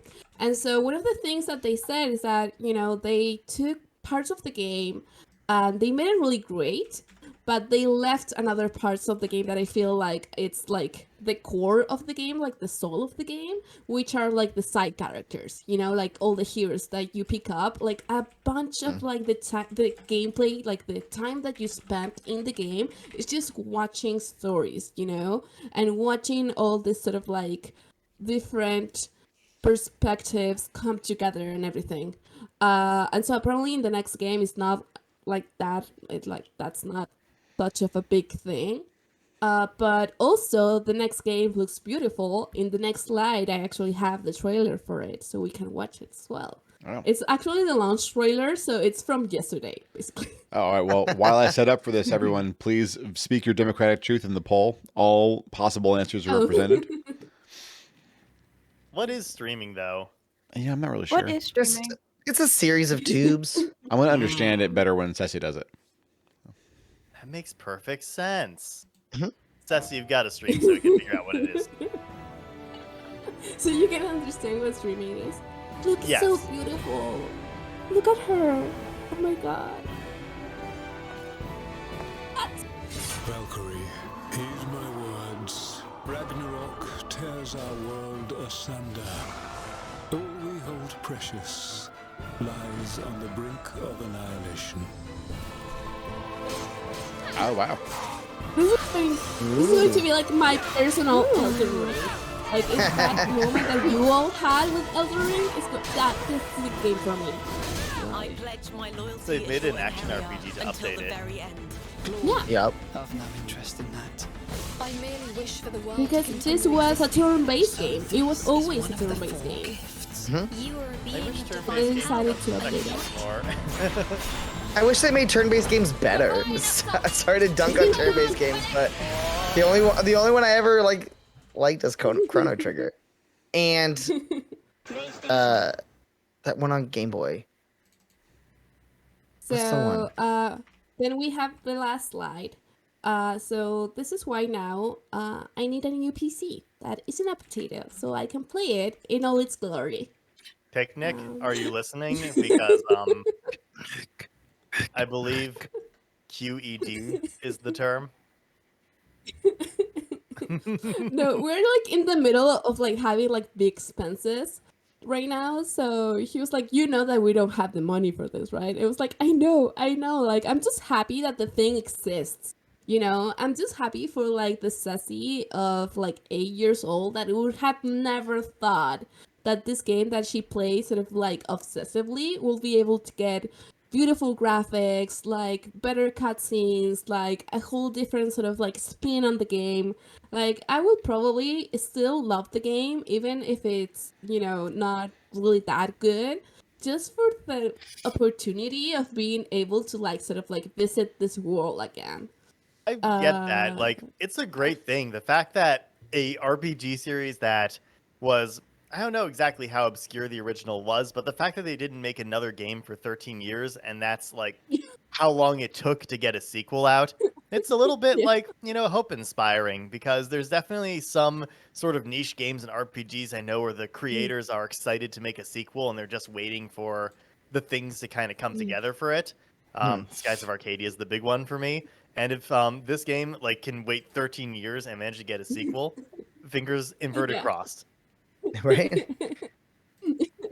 The funny thing is that so they made like a Valkyrie Profile remaster of the first one, but they only made it for phones, which I hated.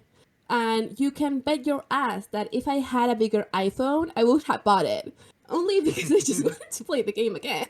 Oh, for sure. But Yeah, it's valid. my iPhone is small, so it wouldn't look good in this one. It's small because I have small hands, and I tend to buy small cell phones because I don't. Otherwise, my hands hurt. So basically, That's fair. That's my story. Those are my slides. I hope you all liked it. I loved it. Woo! Thank you for slides. Yeah, I kind of expected you to do slides. I didn't want to ask you to do slides. I knew they were coming. So. I'm just slides. extra like that. It's not extra. It was Extra big nerd. Yeah. Well, you're in good We're company. cool nerds. Hey, it's cool to be a nerd. Listen. It is. Gabe, I have a book club. You're not telling me anything that I don't know. What's I'm more just nerdy than reinforcing it. organizing a book club? Sarah, you're going to get it? Oh, let's play it together. Oh, it's going to be so fun. Okay, now I'll get I'm gonna read chat because I didn't read anything. I see what game is playing. Yeah, I think Michael, that's my cue. I think that's you wanted to talk about maybe this instead of a poop game. Let's This go, is the opposite of a poop No, game. I was debating between this game and Chrono Trigger. You can do both if you want. Talk about this game. Let's roll. I will. Do both. I think I have more to talk about with Breath of the Wild. I'll just do a quick preamble on Chrono Trigger. Chrono Trigger is a phenomenal game. Can I share with you One of the best games ever made. my No saddest questions secret? asked. It is made by a dream team of people that were they Square Enix at the time? Was it Enix at the time? Was it people that went on to found that studio? I don't remember. It was like a dream team of like video game people coming together to make a perfect game. Some of the best music in any video game, some of the best turn-based. And I think the reason I've always been a little bored with turn-based combat is because I started with Chrono Trigger and it was like they nailed it. It's a really and then good every game turn-based felt like system. worse than Chrono Trigger. That's fair. Oh, it's so good. It's so good. Heavy recommend. I want to just say one thing on Chrono Trigger. I hate ATB systems in RPGs where they do like the little action bar and they make you wait and stuff. Chrono Trigger, it does that well. It justifies the system. It has gameplay that uses that to puzzle effect and makes you think about how you're doing it. Because you can wait and not use it right away and do your double team or your triple team attack depending on your team comp. Mm-hmm. It also has some I don't have any other game that I remember as many characters, as many locations, as many songs. Like, I played this game once a year, every year from when I was like 12 until I was like 21. I played it every summer. I do not know why. I just did. It's a good fucking game. That's why. It's a great fucking game. I'm gonna play it on stream eventually because it is one of my favorite games of all time. Some of the most memorable music, some incredibly memorable moments and characters. I always end up with the same team. After a while, I diversified originally, but I ended up going Chrono, Frog, and Robo all the time. I love them. Everyone knows I love my robot characters. Let's go. And Chrono just kicks ass. Like, oh, it's so good. It's so good. It's just everyone go play it. It's a great team. Thank you, Never Living. I played it for the first time like just a few years ago without any nostalgia for it or any experience going back to an RPG with a gameplay style that I hated. And I came out like absolutely just obsessed with the game. Yeah, it deserves it. It's crazy. The premise, for those that don't know, the premise of the game is you, Chrono, are in a town and there's this festival going on and you bump into this girl who is the girl with the blue pants on the screen right now at a festival, and your friend is showing off and her dad are showing off like some like teleportation machine, but then things go wrong when this girl goes in there and she gets sent back in time. And so it's actually like a crazy time traveling crazy game where you're going way into the past and then way into the future. But then like the game's like, I think the furthest, no, there's like a moment, I think it's like 1999, which is hilarious when the apocalypse happens. But like but then there's post-apocalypse and then the Kingdom of Zeal. Like there's so much crazy stuff and all the story is incredible.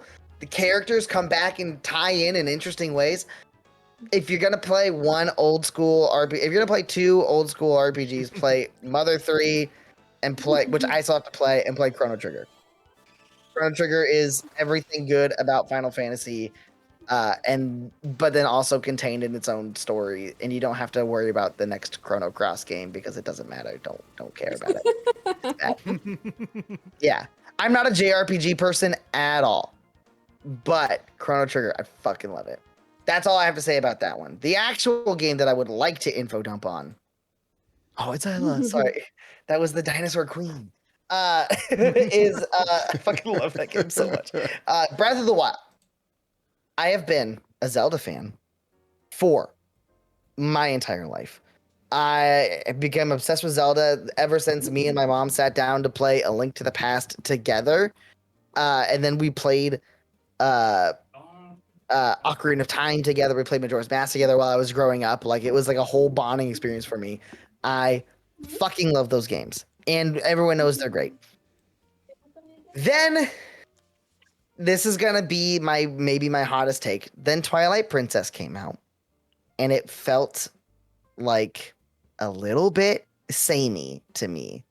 It's the Twilight Princess is, in my opinion, when the Zelda series stopped innovating and started cruising on the fact that they just make great levels and great design and like they do a lot of great stuff, but like it was like fine. And then Skyward Sword, it was fine. It was fine. And it was like kind of another very samey game, same dungeons, same everything. And then Breath of the Wild happened, and Breath of the Wild changed everything. Breath of the Wild is a damn near perfect game in so many ways. Every choice that is made in the gameplay goes to further the same point in the same, like, everything. You don't gain power. You don't get strong. You get more hearts and you get more stamina. And all of that lets you attempt to take on better enemies and explore more places. And in that exploration, you'll find weapons. And this is the thing everyone hates about this game, is that the weapons break. And they're like, this is stupid. My weapon breaks. What am I gonna do? And I'm like, why don't you grow up and explore and try, instead of just like going up and beating something, throw a bomb at something, or like use your magnesis and fucking bop somebody with something, or roll a boulder down a hill. Like, the game gives you so many options on how to tackle every scenario. And people get mad that they're like, but I just want to hit something with a sharp thing. Like, it's crazy to me. Oh, I have one gripe, but then again, this is coming from somebody who doesn't play a lot of like Zelda. Breath of the Wild was my first Zelda, and I was less of a gripe and more of a like, why does my Master Sword have to recharge? Out of all the swords in the game, you have to go through the trials. You have to go through the trials. After you use it X amount of time, it has to like. Yeah, but you have to go through the trials. Is like 10 minutes of recharging. Yeah, because if. That's all I can. Oh, it's so good. Two things. Yeah. One, isn't it true that if you go through that trial where you fight your way up through the many, many, many levels, you can permanently unlock the ability for your sword to be fine? Isn't that how it works? I did it, and I don't remember getting that from it. I thought that's what happened. Maybe I'm misremembering. But either way, I almost... then my gripe would be taken back.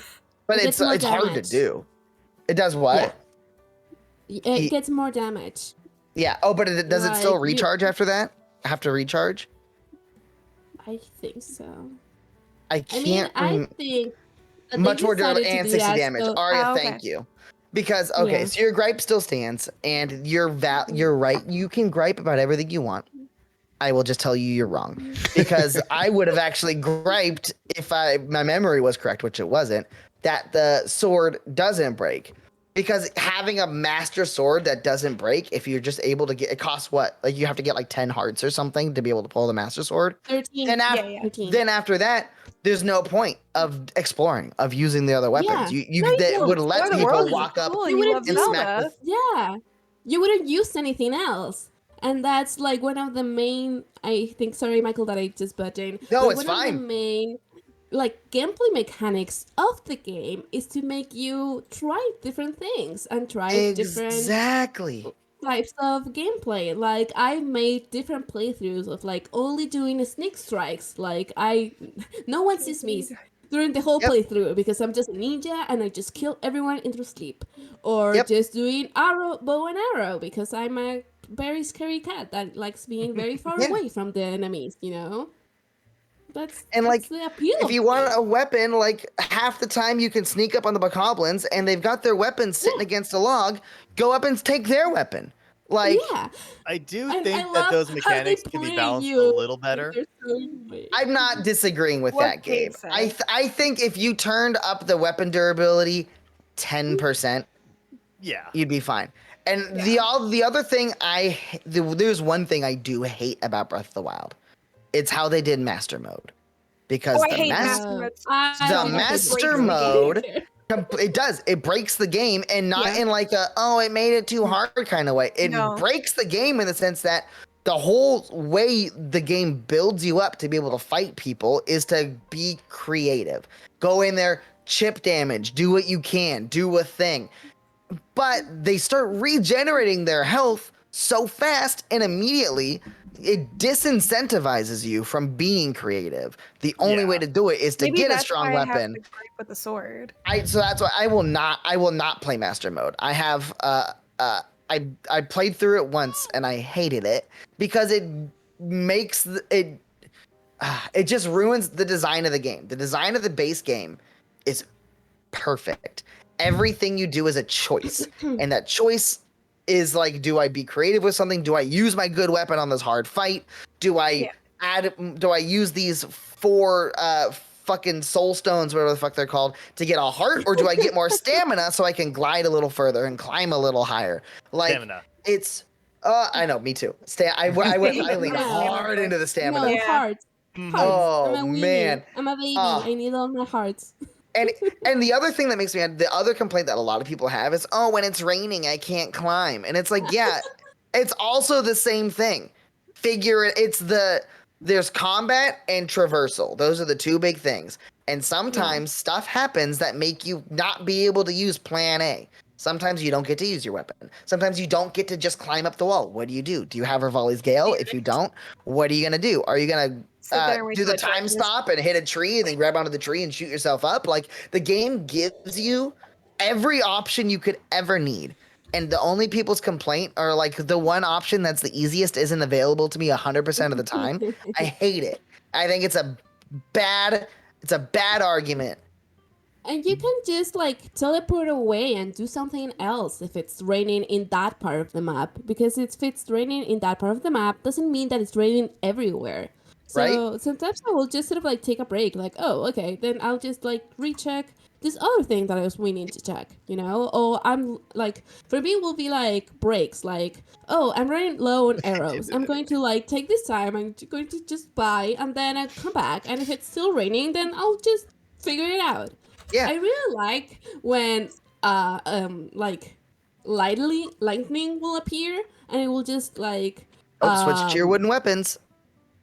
Yeah. Or like, and also, like it would burn the grass, and then I like a whole sort of like wind. You get the updraft and then you go Yeah, the updraft. Yeah, and so I would just use the updraft. It was like, oh, okay. In Farron happens a lot because of the dragon. So you get a lot of updrafts, even if it's raining. Well, and even then, everyone's like, you can definitely just like wait and go get a snack or whatever. Or you can find a tree and go under the tree, and you probably have some wood and some flint in your pocket. Yes. You can wait by a fire. Like you can do. There's stuff you can do. The game gives you all the tools you need. I'm not saying in the moment you can't be like, oh, fuck, I was halfway up the wall and it started raining. That sucks. Yeah. I'm going to bitch about it. I was mad about it in the moment, but the concept of it and the things it made me do and think about to get around that, they're great gaming moments. It builds a world, gives it rules, and then is like, figure it out. Yeah. It's so good. It doesn't have salmon run. I like how it makes this kind of like situations in which you then solve them and you feel like genuinely like satisfied and like proud of yourself. Like, oh, I found a way around it. Like, that's so cool. It's hard for people to find like genuine, I think, sort of like feelings of accomplishments in certain games. And I'd never played a game before Breath of the Wild where I had to control the character while I was fighting. I was talking about Valkyrie Profile, you know? I always played like turn-based games. And this game made it so that I wasn't scared to attack because it gave me like the right amount of space for me to figure it out. And then I could just like keep walking. Like I could just, okay, I'll just take another route. Like this looks, basically I saw a white bokoblin. I'm just going to. Yep, I'm gonna leave. Yeah, goodbye. I don't have the resources to deal with the white unless he's on a cliff. I got nothing here. Gabe, what has happened? Oh, it's okay. I was waiting for it. Everything's fine. I don't think it is. It's good. This is my normal face. Oh, is it? It's a good face. You could tell by how normal it is. I like your rainbow. Oh, okay. You're right. Thank you. Yeah. I've always had them. Your hair looks so good. I love how your homegrown. nose is like a perfect lump. It looks like a cartoon character got hit on the head and then it turned sideways on your face. That's such a good way to describe that. I don't even have a flippant response. That's just funny. But yeah, long story short, every decision of Breath of the Wild, every time where there's not a bunch of music just playing, just lets you feel like you're part of the world. And then when the music does kick in, you're like, whoa, this is like a moment here. Like, this game is not, like, has the best, Zelda games have the best music, period. And they're so confident in their game that they're just like, yeah, well, let's just not play it. We have music that we could totally play, and it would be like the best thing anyone ever heard. But, like, let's just not do it. Because it's nice to listen to the trees. Like, the best open world game ever made until Elden Ring came out. Okay, but one thing that I want to say about that sort of like comparison that people make up with Elden Ring is like this game came out in 2017. 2017 Wii U. like it's been how many years? Like 5? And just now we're talking about, okay, this is the better game. This is better than Breath of the Wild. Like, that tells you something about, the quality of the game. Oh, yeah. Yeah. It's Well, all and over the it's place. Half a decade had to pass for before a game another to game beat it. Because Nintendo knows what they're doing.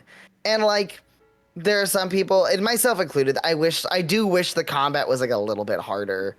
Not that I then die ever, you know what I mean? But, like, it would be nice to have, like, some hard bosses or whatever.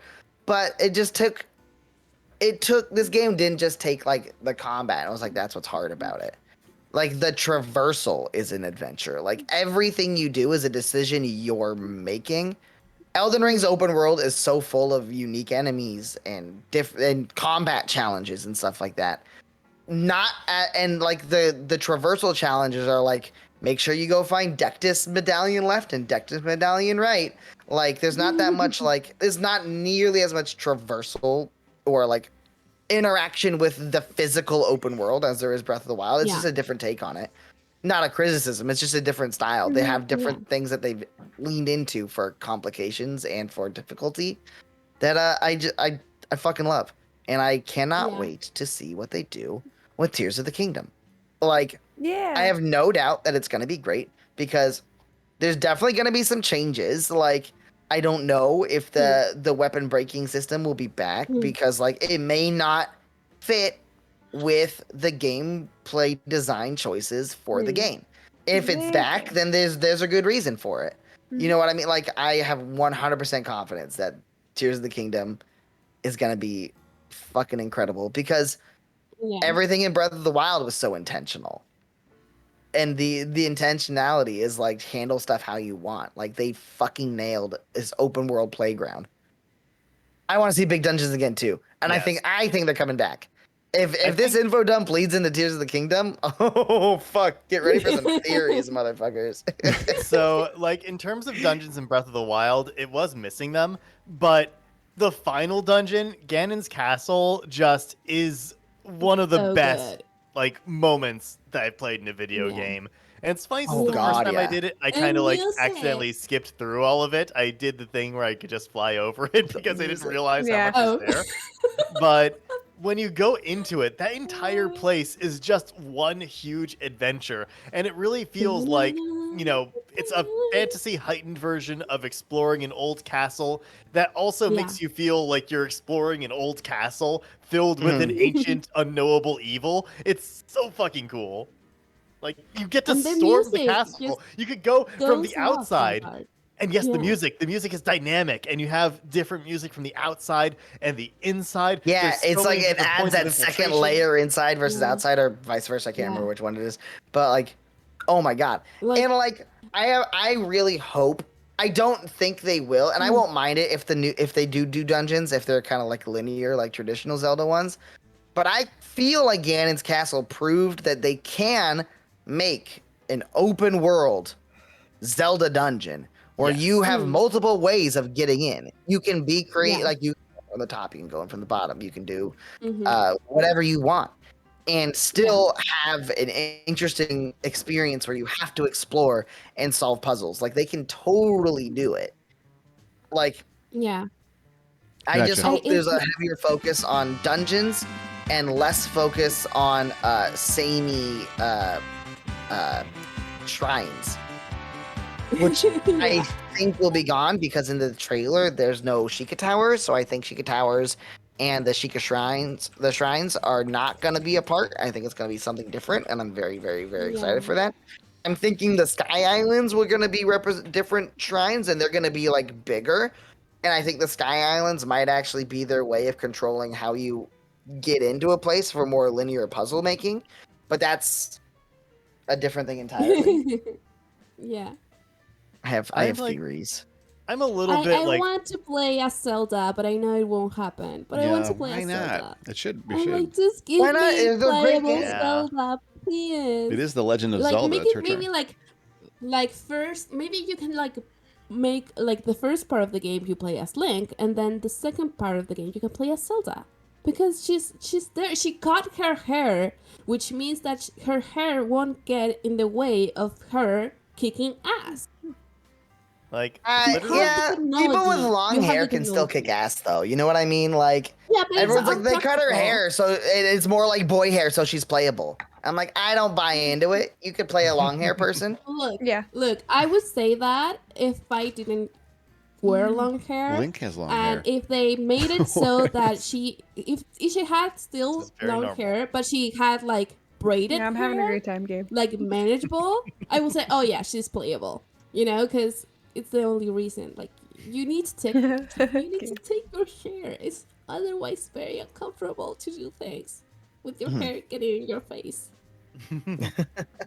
I mean, yeah, baby, but she has a helmet that keeps the hair out of her face.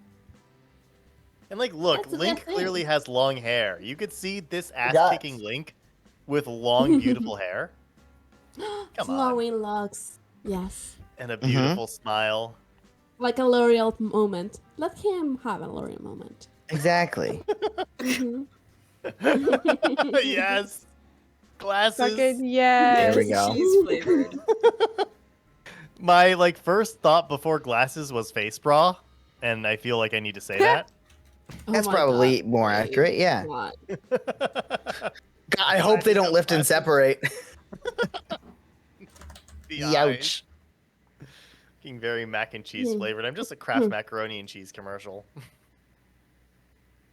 But yeah, I think I got all my Breath of the Wild opinions out. That was great. So, Michael, does this mean that you are now officially out of breath?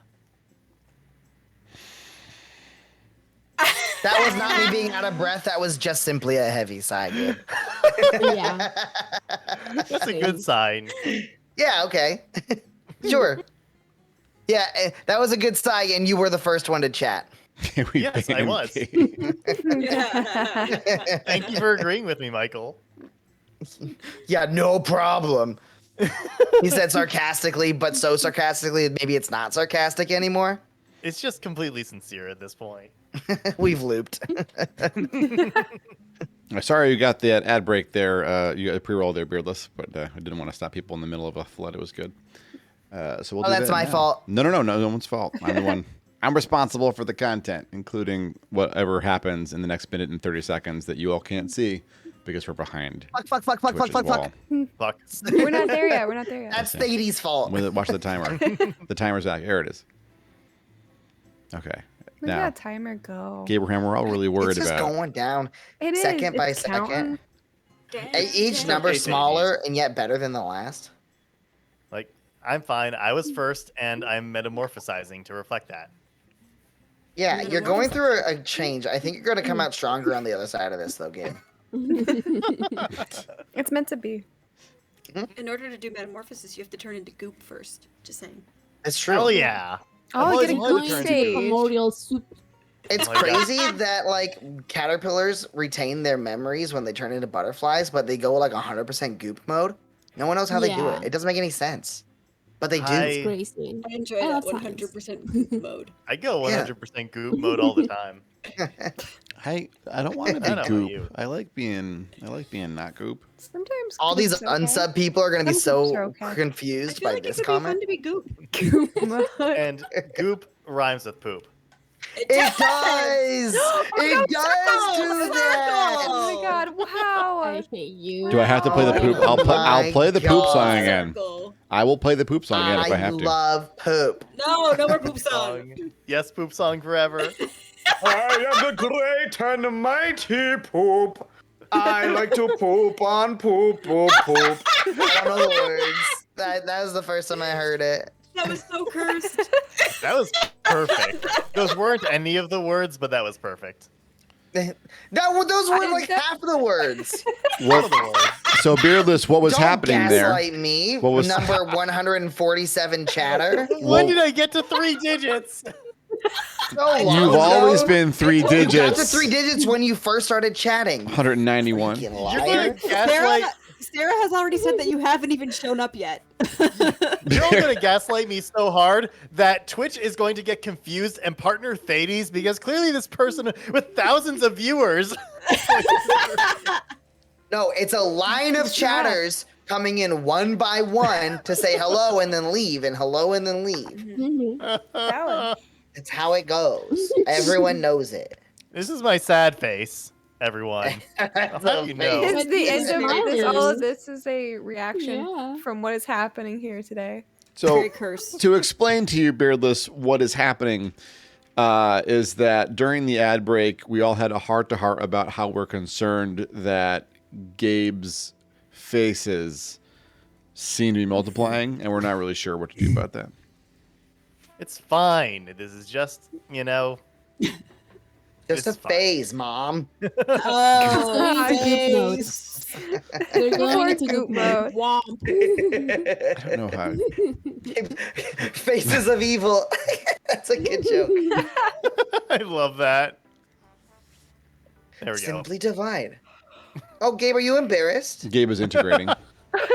You're Oh, a little bit red in You're the face. blushing. Oh, you. No. Hey. No. Thades, what game are you gonna info dump upon me? And why is it XCOM? I mean, I was gonna say exactly. What There were- type of information are you leaving on my chest right now? there were a number of games I thought about talking about because there's just so many games that have impacted me over the course of my life. But when it comes down to it, you're right. I mean, I have been playing XCOM online and offline, and it comes down to this. This trailer is my first encounter with XCOM. I didn't get to play the XCOM game that a lot of folks played back at the beginning of the 90s. It predates me, unfortunately. But here, I'm gonna get this. I'm just gonna fucking full screen it because I can do that. Here we go. We'll still be here. We'll still be here. Okay. Where'd I go? Don't worry, it's I'm gonna be gone. fine. This is from like Call me Silent Hill because I'm in nowhere. 2000. Oh, 2000. you're fired, and I told you. Oh my That's a good god. reference. I remember things from earlier and then bring them up later. That's a superpower, honestly. I forgot half of this conversation already. Same, Right? Quinn. Same. that we had 5 minutes ago. But you remembered poop. I did. It's important. You always need to remember the poop. Like, Mhm. 100%.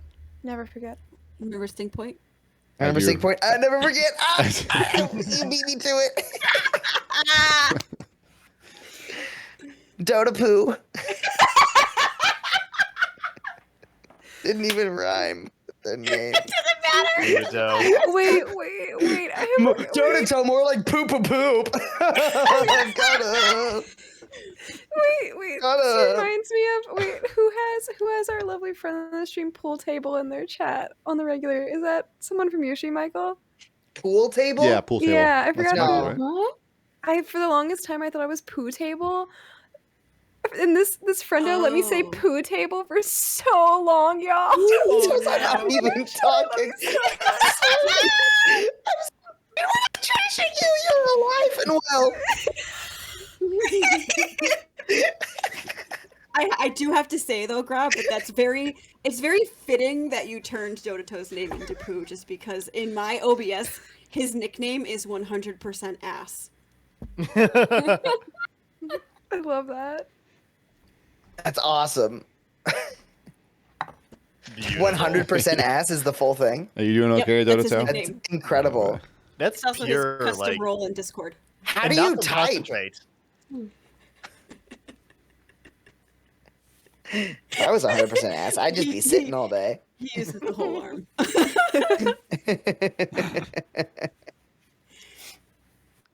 I'm actually kind of excited about what Thades is going to write about me in one of the commands when I start streaming. Oh, Like, we can't know until you Something about books. Yeah, I was gonna say, you know what's longer than reading Something about chat? books. Reading a book for book club over at twitch.tv/Cece. Damn it, Michael! There goes that idea. No, you can still do it. Yeah, Thanks, You got it. Do it. Just- Do it. because I said it doesn't mean that you can't use it. I didn't say TM afterwards, so illegally Yeah. it's fair use. Oh, that's true. Mm-hmm. That's how law works. It's close Why enough. don't you take a page out of our book and watch Cece? Oh, The, that's so good. The reason- That's so good. Gabe, second award. I'm so honored to get 2 Quinn awards. Yeah, You would like giving someone an award by like dropping it on their head. Ow. How else are you supposed to give somebody awards? throw it. Are you supposed to just hand it to That's them? so lame. That's boring. Can you imagine like at the Oscars? They're just like, They just have like Billy Crystal like hiding around in the rafters, just like dunking people with the Oscars. I would actually I'd watch watch. that. Right, and watch that. That's Oh. what I'm saying. fucking Will Smith deserves to get hit by a fucking little statue. Get a taste of his own medicine. Jesus. They just like every single time some like actor, famous person gets knocked out, and the camera just like holds on them for an uncomfortably long time with no audio. Yep. And then they move on to the next award. Brilliant. And then the music starts playing. They don't move away from the shot. It's still the person passed out after that moment of silence, and then the music resumes. I would watch them then. Viewership goes up 100%, guaranteed. Hire us, Oscars. What are you Hire waiting us. for? Are you afraid of success? I think They're waiting to watch this gosh They darn must be. XCOM trailer. If I had played the trailer when Yeah. anyone was talking, it starts with such a big old ba-bam. Like it's very like it's not something that happens in the middle of a conversation. So I wanted to wait Just for the. the mature content. It's very loud. Sign. This is it. This is the I whole saw trailer. mature content, blood and gore, and I was hooked on XCOM. Yeah, right? Now you know. Wait, there's no sound. Oscar Fight Club. Is there sound? There's no sound. I would watch that. Though. Oh, absolutely. The Hollywood Hunger Games. Absolutely would tune in. All attempts to contact the invaders thus far have failed. Their only purpose seems to be destruction and chaos. Roomba! While in fact, it's quite clear. The military Oh, are yeah, that severely outgunned. Evil In the Goomba. absence of a miracle, this could very well be the end of civilization as we know it. Hello, Commander. In response to the alien threat, this Council of Nations has chosen to activate the XCOM project.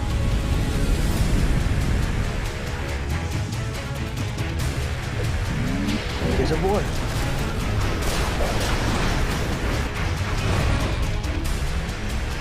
Yes, Yuki. You have I was gonna full say- command of XCOM headquarters.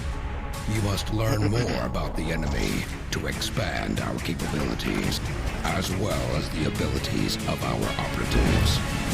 Reports that come in from around the world of alien ships being blown out of the sky. A military aircraft bearing the markings of no country. Special forces soldiers with weapons and body armor unlike anything we've ever seen.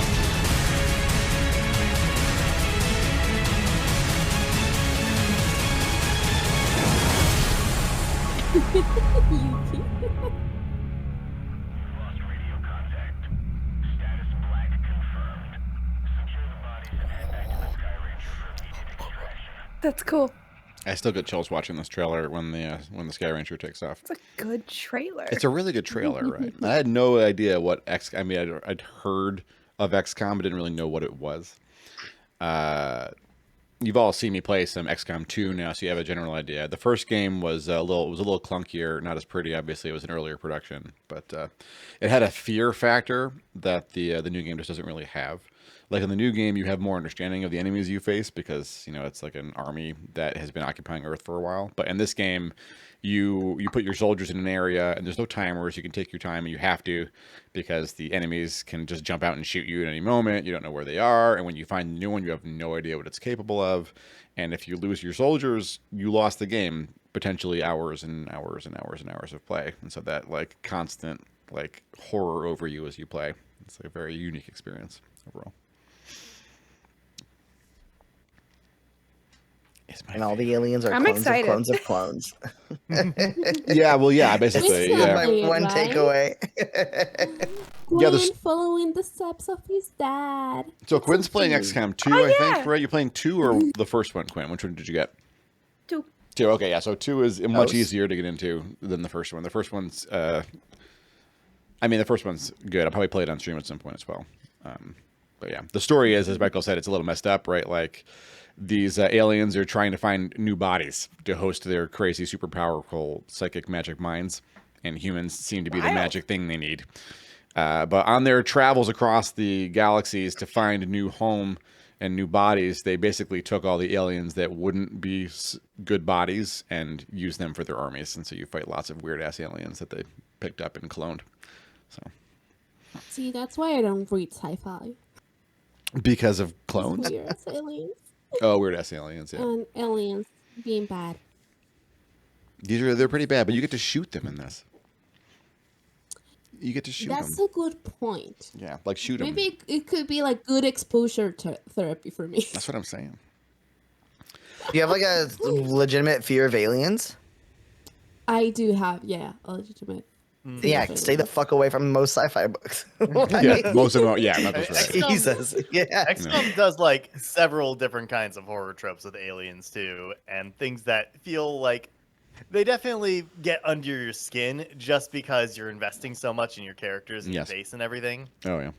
So when you have an alien just kind of like bursting out of nowhere, and he goes just completely ham on your favorite people, then it feels. Oh my god, I got chills.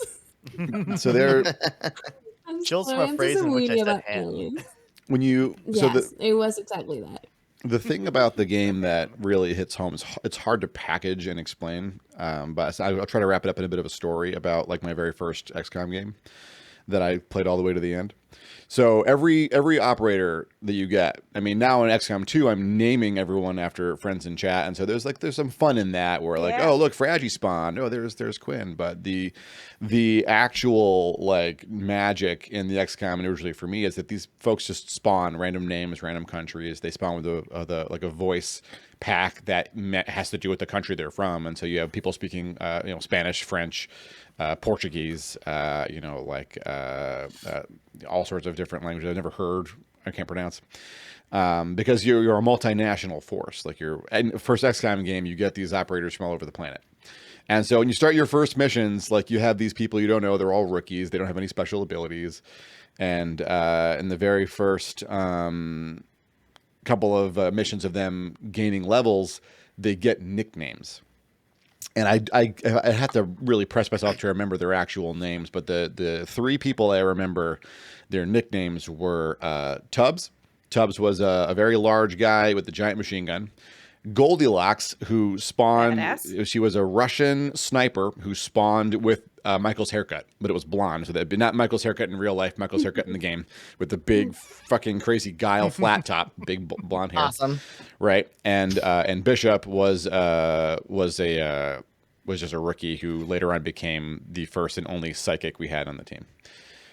So you could Tubbs, only run diagonally. Now, a lot of this has to do with the fact that the game is like what makes the soldiers valuable concretely is that they have abilities that are really difficult. There's a lot of value sunk into each soldier, because a soldier who has a ton of special abilities with a machine gun, like the ability to suppress an enemy, shoot someone really accurately at long ranges when they otherwise wouldn't be able to, or like flush someone out from cover, like those it takes missions of them not dying to get those abilities. And so if a high level soldier dies, it can end the game for you. It can be really, really hard to recover from that. I also didn't know a lot about how the game worked. And so like, as a character dies more and more, their will, they get incapped, but you get them back up, their will gets weaker. And so it will get to the point where their will score gets so low that they'll be screaming off of the dropship and they'll go into panic and you'll be able to control them. Okay. I didn't understand those mechanics when I first played it. And so for me, the illusion was like even doubled than it would otherwise be. So Tubbs had that happen. Tubbs got incapped like the first 4 missions. He was always getting shot and down, and I was barely getting him out alive, because Goldilocks was, I mean, just by pure luck, but I mean also because she was amazing, never missed. She hit every shot she took. Her kill count was double anyone else in the entire force the whole time she was active. She saved Tubbs' lives for like the first 30 to 40 hours of gameplay. In the end of the game, getting near the end of the game, she had a suit of armor that let her fly. So she could like fly up high and just kind of hang out in the back of the field and snipe from the air. And she was basically immune to enemy reprisal because of that. And Tubbs had a massive suit of tank armor. Then he went up still really afraid. But, you know, he seemed to stop freaking out because, you know, I was winning. That's why. But, like, I felt, oh, well, Goldilocks can protect him. He gets that. He'll be okay. And he used his giant. He was the only guy I had with the massive fucking machine gun. So I needed him in there. On this one mission, about hour 42 or something. I remember very distinctly because I was on voice with Fall Down Go Boom. We both bought the game the same day, took the day off, and played from like 9 in the morning until like midnight that day, sipping scotch and talking about our respective games while we played, just the two of us, years before Twitch was even really a thing in our minds. And so I was on this mission with the biggest alien ship I've ever seen. The ship is called a supply ship. It's the biggest UFO in the first XCOM game. It's like basically like, you know, 9 to 10 screens of complicated rooms, and like, you know, we climb. First time I'd seen the thing, I climbed my troops on top of it, and I had them all together. And remember, enemy unknown, the thing that scares you if you run into an enemy you don't know what they can do. Like you have to react to that and deal with it on the fly, and you'll hear sounds that tell you, okay, I hear those sounds. I know what that enemy is. That's a sectoid. Oh, okay. There's a pack of thin men. There's a pack of floaters.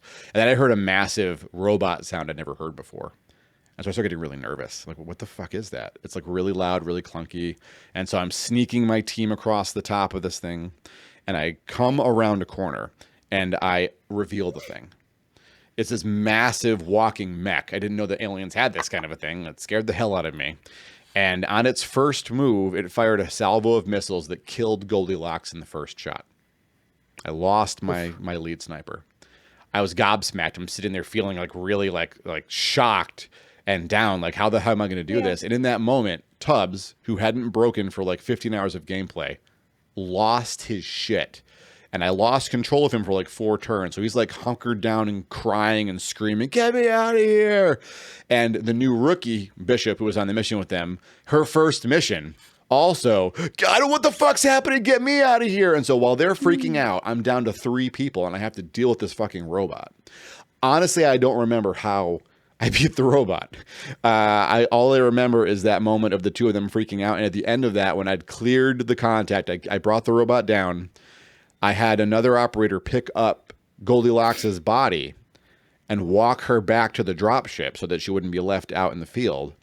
And the whole time, even though Bishop, the new rookie, was under control again, the game had glitched, and so she kept the panic animations and sounds. So she was hyperventilating and like had the pulsing thing over her head that says I can't control her, but I could. It was really heavy and really fucking weird. Oh yeah. So yeah. And then immediately we get home and I failed the supply mission because I didn't finish it. And then it was the next mission. There was a UFO landing. I thought, okay, well, I've got to clear this. And Tubbs, I'm sorry, I have no choice, but I need you for this. And so I put Tubbs and Bishop back into this mission. And so I'm telling Fall Down No Boom about like how bad this is. He's like, you know, he's agreeing with me. He's played a lot more XCOM than I have at the time. And we get into this new UFO, and there's another new alien. It's one of the ethereals, the bosses, like the end of game people who want to like do a thing. And I have no idea what this thing can do. And so it immediately like mind controls one of my members and almost kills another person. And then like has like it's like pinned down 2 other people with some weird thing that scares them, and so they're panicking even though they're not injured. And then this like unit of aliens is coming around the right, and they're gonna flank me. And I'm like, I have to kill this ethereal. It has like most of its hit points left. The only person left is Tubbs. Tubbs has no mind control. He's not panicking. He's really injured though. And I think if you know in XCOM, I'm looking at his shot. He's in heavy cover. He's looking over the heavy cover at the ethereal, and his shot to hit the ethereal is like 20%. And I'm like, this is just not, I can't take a 1 in 5 shot at killing this thing. It has to die. If this ethereal doesn't die, I will lose the game because my 5 best people are out here right now. And so I said out loud, Tubbs, it's been an honor. And I heard Fall Down Go Boom say, well, oh no, not Tubbs. And I send Tubbs in to be right up in the face of the ethereal. 90% shot. He takes it. He crits. He one-shots the scary alien. And that turned the tide of the war. That was when we started winning. That's when we started winning. That is why I love that's why I love XCOM, right? Like I've never had another game that like hit me like that with people that who the fuck is Tubbs, right? But at the end of the game, those nicknames really meaningful. The very, very end of the game, spoiler alert for the end of XCOM, where you have to have one psychic individual essentially assume control of the ethereal ship and sacrifice their lives because their mind takes over the ship in order to stop everything. And that was Bishop. Because, Bishop, who grew up to basically take over for Goldilocks' role as the team leader because she was there at the end of Goldilocks' life. That was her first mission. And she grew to be the most powerful member because she had psychic abilities and could, mind control the aliens and give them a taste of their own fucking medicine, which was really cathartic. So, XCOM. Nothing else hits like that. Thanks for listening. It's one of those games that is incredibly tough, and it is a toughness that is in every layer of the game because it is meant to push you until you get situations like that. Yeah. Because even if you go and save scum, which is a valid way of approaching the game, I think, since there is so much to lose there. Even if you save scum, there are some long-term decisions that you can't exactly just go all the way back and redo. Yeah. So you will inevitably be put in a difficult situation, and you will have to try to make sacrifices or at least really hard decisions and work on really difficult odds in order to get out the least scathed you can. So it has a great propensity for organic storytelling as a result. Yeah, because you can get the game into an unwinnable state even when you save scum, I have to admit, although for every other game I don't do this, I want to take a measure of Michael's position for Breath of the Wild here and assert that if you reload a save in XCOM, you're doing it wrong. You're doing a disservice to yourself. Because that moment, I could have reloaded because I know where the robot is. I could have saved Goldilocks' life, right? Yeah, but that would have taken all of the punch out of the game. Right. And I think the fact that Goldilocks lived that long and did that much stuff was still really awesome. And that story would not have happened if I could just reload the game. Right. Yeah. Exactly. And then in XCOM. For other types of games where you don't want people to die, there's other types of games that are like that give you that option. So, every game is different that way. Yeah, Yuki, that's XCOM. So if you haven't tried XCOM, I recommend it. It's often very cheap, and there's a crazy amount of content in it. Every time I go back now, I usually play something called the Long War mod, which the lead designer of the XCOM Enemy Unknown and of Enemy Within said that his games are basically a 20-hour tutorial for Long War. Long War is a more complicated, deeper strategy game than XCOM, but has the same story beats. So. I just realized I was muted, and I don't know how long I was muted for. Oh. But I was starting to talk, and then Cece was talking, and I was like, what happened? And then I started talking again, and I was like, what the fuck? Oh, my God. What I was going to say is fuck, I'm so sorry. That was super weird. It's another one of those games where XCOM, like Breath of the Wild, like what you started saying too, is it puts you in a world, there's rules that you have to follow, but the joy of the game isn't doing things the easiest, best way. It's figuring out how to play the game as it's intended and doing your best. It's another one of those games emergent storytelling, like what Gabe was saying. It's emergent gameplay, which is what Breath of the Wild does. It's just good game design. Yeah. I will say, just as a point of not necessarily saying save scumming is the best way. I agree with you that allowing the game to kind of take you on these journeys is the best sort of aspect of it. But at the same time, the desire to save scum in the game speaks to the desire to protect these characters and the amount of investment people really get for sure. in the game. Absolutely. The Council of Gabe. Yeah.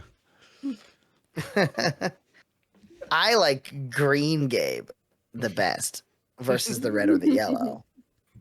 Everyone's got their favorites, and people develop warring tribes based off of it. Yeah, I think most people like red because red's the bad boy, but I like green. It's a little bubbly, more natural. I like the Gabe with 6 legs. The Gabe with 6 legs. That's a callback. Also, from another stream. There's a clip about it. Something the first game lets you do that you can't do in XCOM 2, and I understand why, but I kind of wish they did anyway, is you can make a cute little robot, like a little treaded robot that's just basically a machine gun on wheels, and you have a little robot that just turtles around with you, and you can hide behind it and stuff. And I love that part. You get to name. Yeah, you can absolutely name your robot. Yeah. Oh well, then I would fall in love with it. I would never hide behind it. I would dive in front of it. You could also do that. You could do that. It's like that. It's like that Roomba that people like tape like a knife on top of it. The hit new artist, Machine Gun Wally. I will protect you. Machine Gun Wally. Can you name it anything other than like Johnny? It has to be Johnny 5. Who's Johnny 5? From a really bad movie about a government robot that comes to life. Yeah, Short Circuit. It comes to life and gains emotions because of lightning. Of course. Because lightning. Yeah, that happens. I have emotions when I'm hit by lightning too. The emotion of ouch. Well, Thades is the expert. Oh, ruthless. About being electrocuted. I've been electrified one time. Well, I've been electrified multiple times. I don't know that being struck by lightning makes me an expert, and I've just sustained the blast. Doesn't make me good at it. So I got lucky. I mean, you're better at it than you could have been. I suppose that's true, strictly speaking. Yeah. I enjoyed Short Circuit as a kid. I haven't seen it since. I can't say whether or not it holds up. I would have fear that it doesn't hold up because a lot of movies I loved when I was younger don't.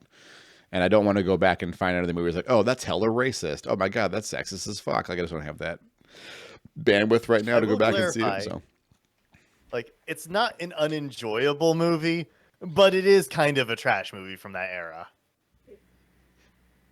It doesn't mean it isn't fun. You're telling me a robot coming to life because of lightning is like a trash movie? I know, right? It's crazy. But he had like a laser, and his name was Johnny 5. What happened to Johnny's 1 through 4? He did finger guns. Oh, he has to kill them in the The end only of the movie. thing I know is they all beat Gabe into chat. It's really... That, What? I don't know. When? I was waiting for something. Nice. That would have been in the 80s. Nice. Yeah, way ahead of you, buddy. Why? I don't know if I like saying buddy, by the way. I take it back. I felt more aggressive than I meant it to. Gabe, you haven't even been born yet. God, no one take What? that. What direction is that going in? Now this has gone too far. know. I don't even know who this gay person is you keep talking about, and it's getting really weird to make up someone who doesn't exist. And like, Yeah. We just wrote Gabe out of Hey, existence. Yellow Link, Red Link, Green Retcon. Link, do you know who Gabe is? I don't know who. Do either of you three know who Gabe is? I've been retconned.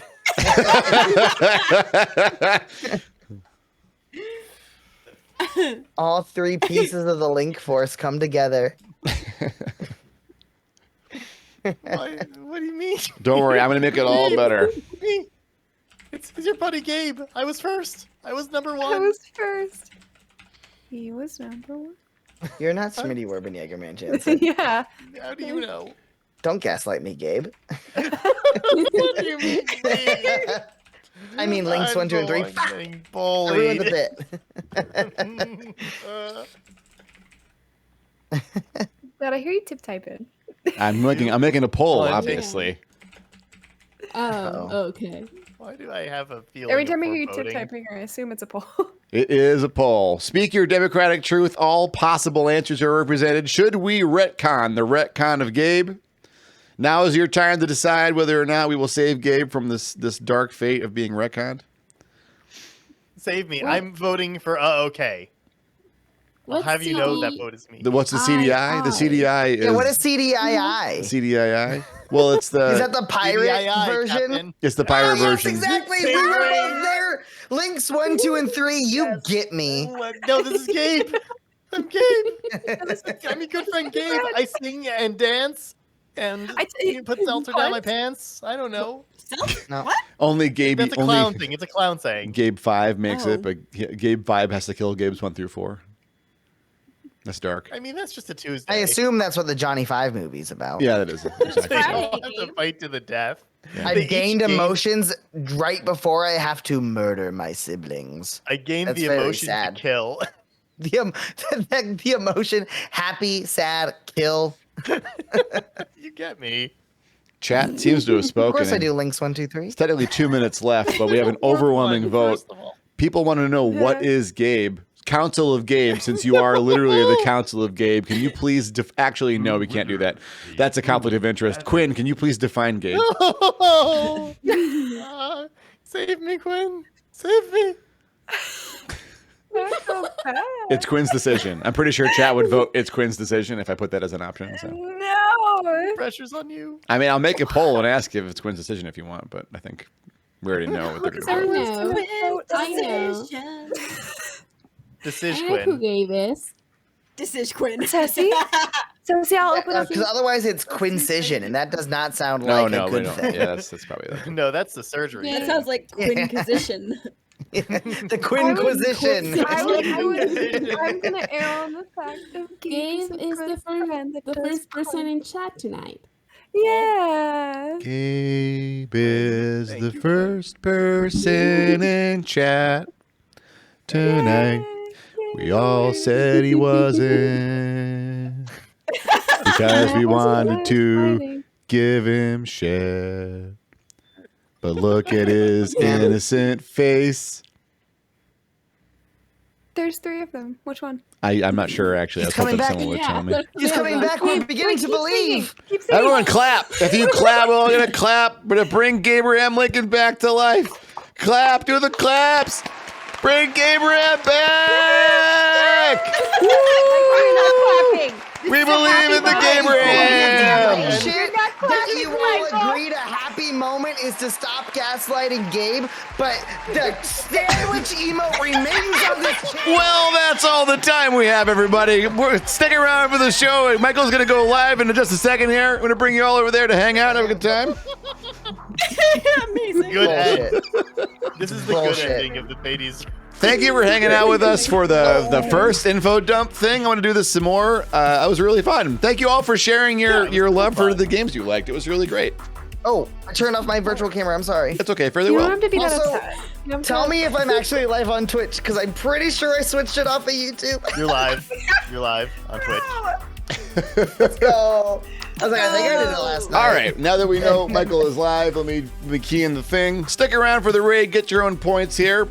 But also, you don't have to wait for the raid, obviously. Go ahead and click there and load in, and then you can bypass any ads if you got to do that.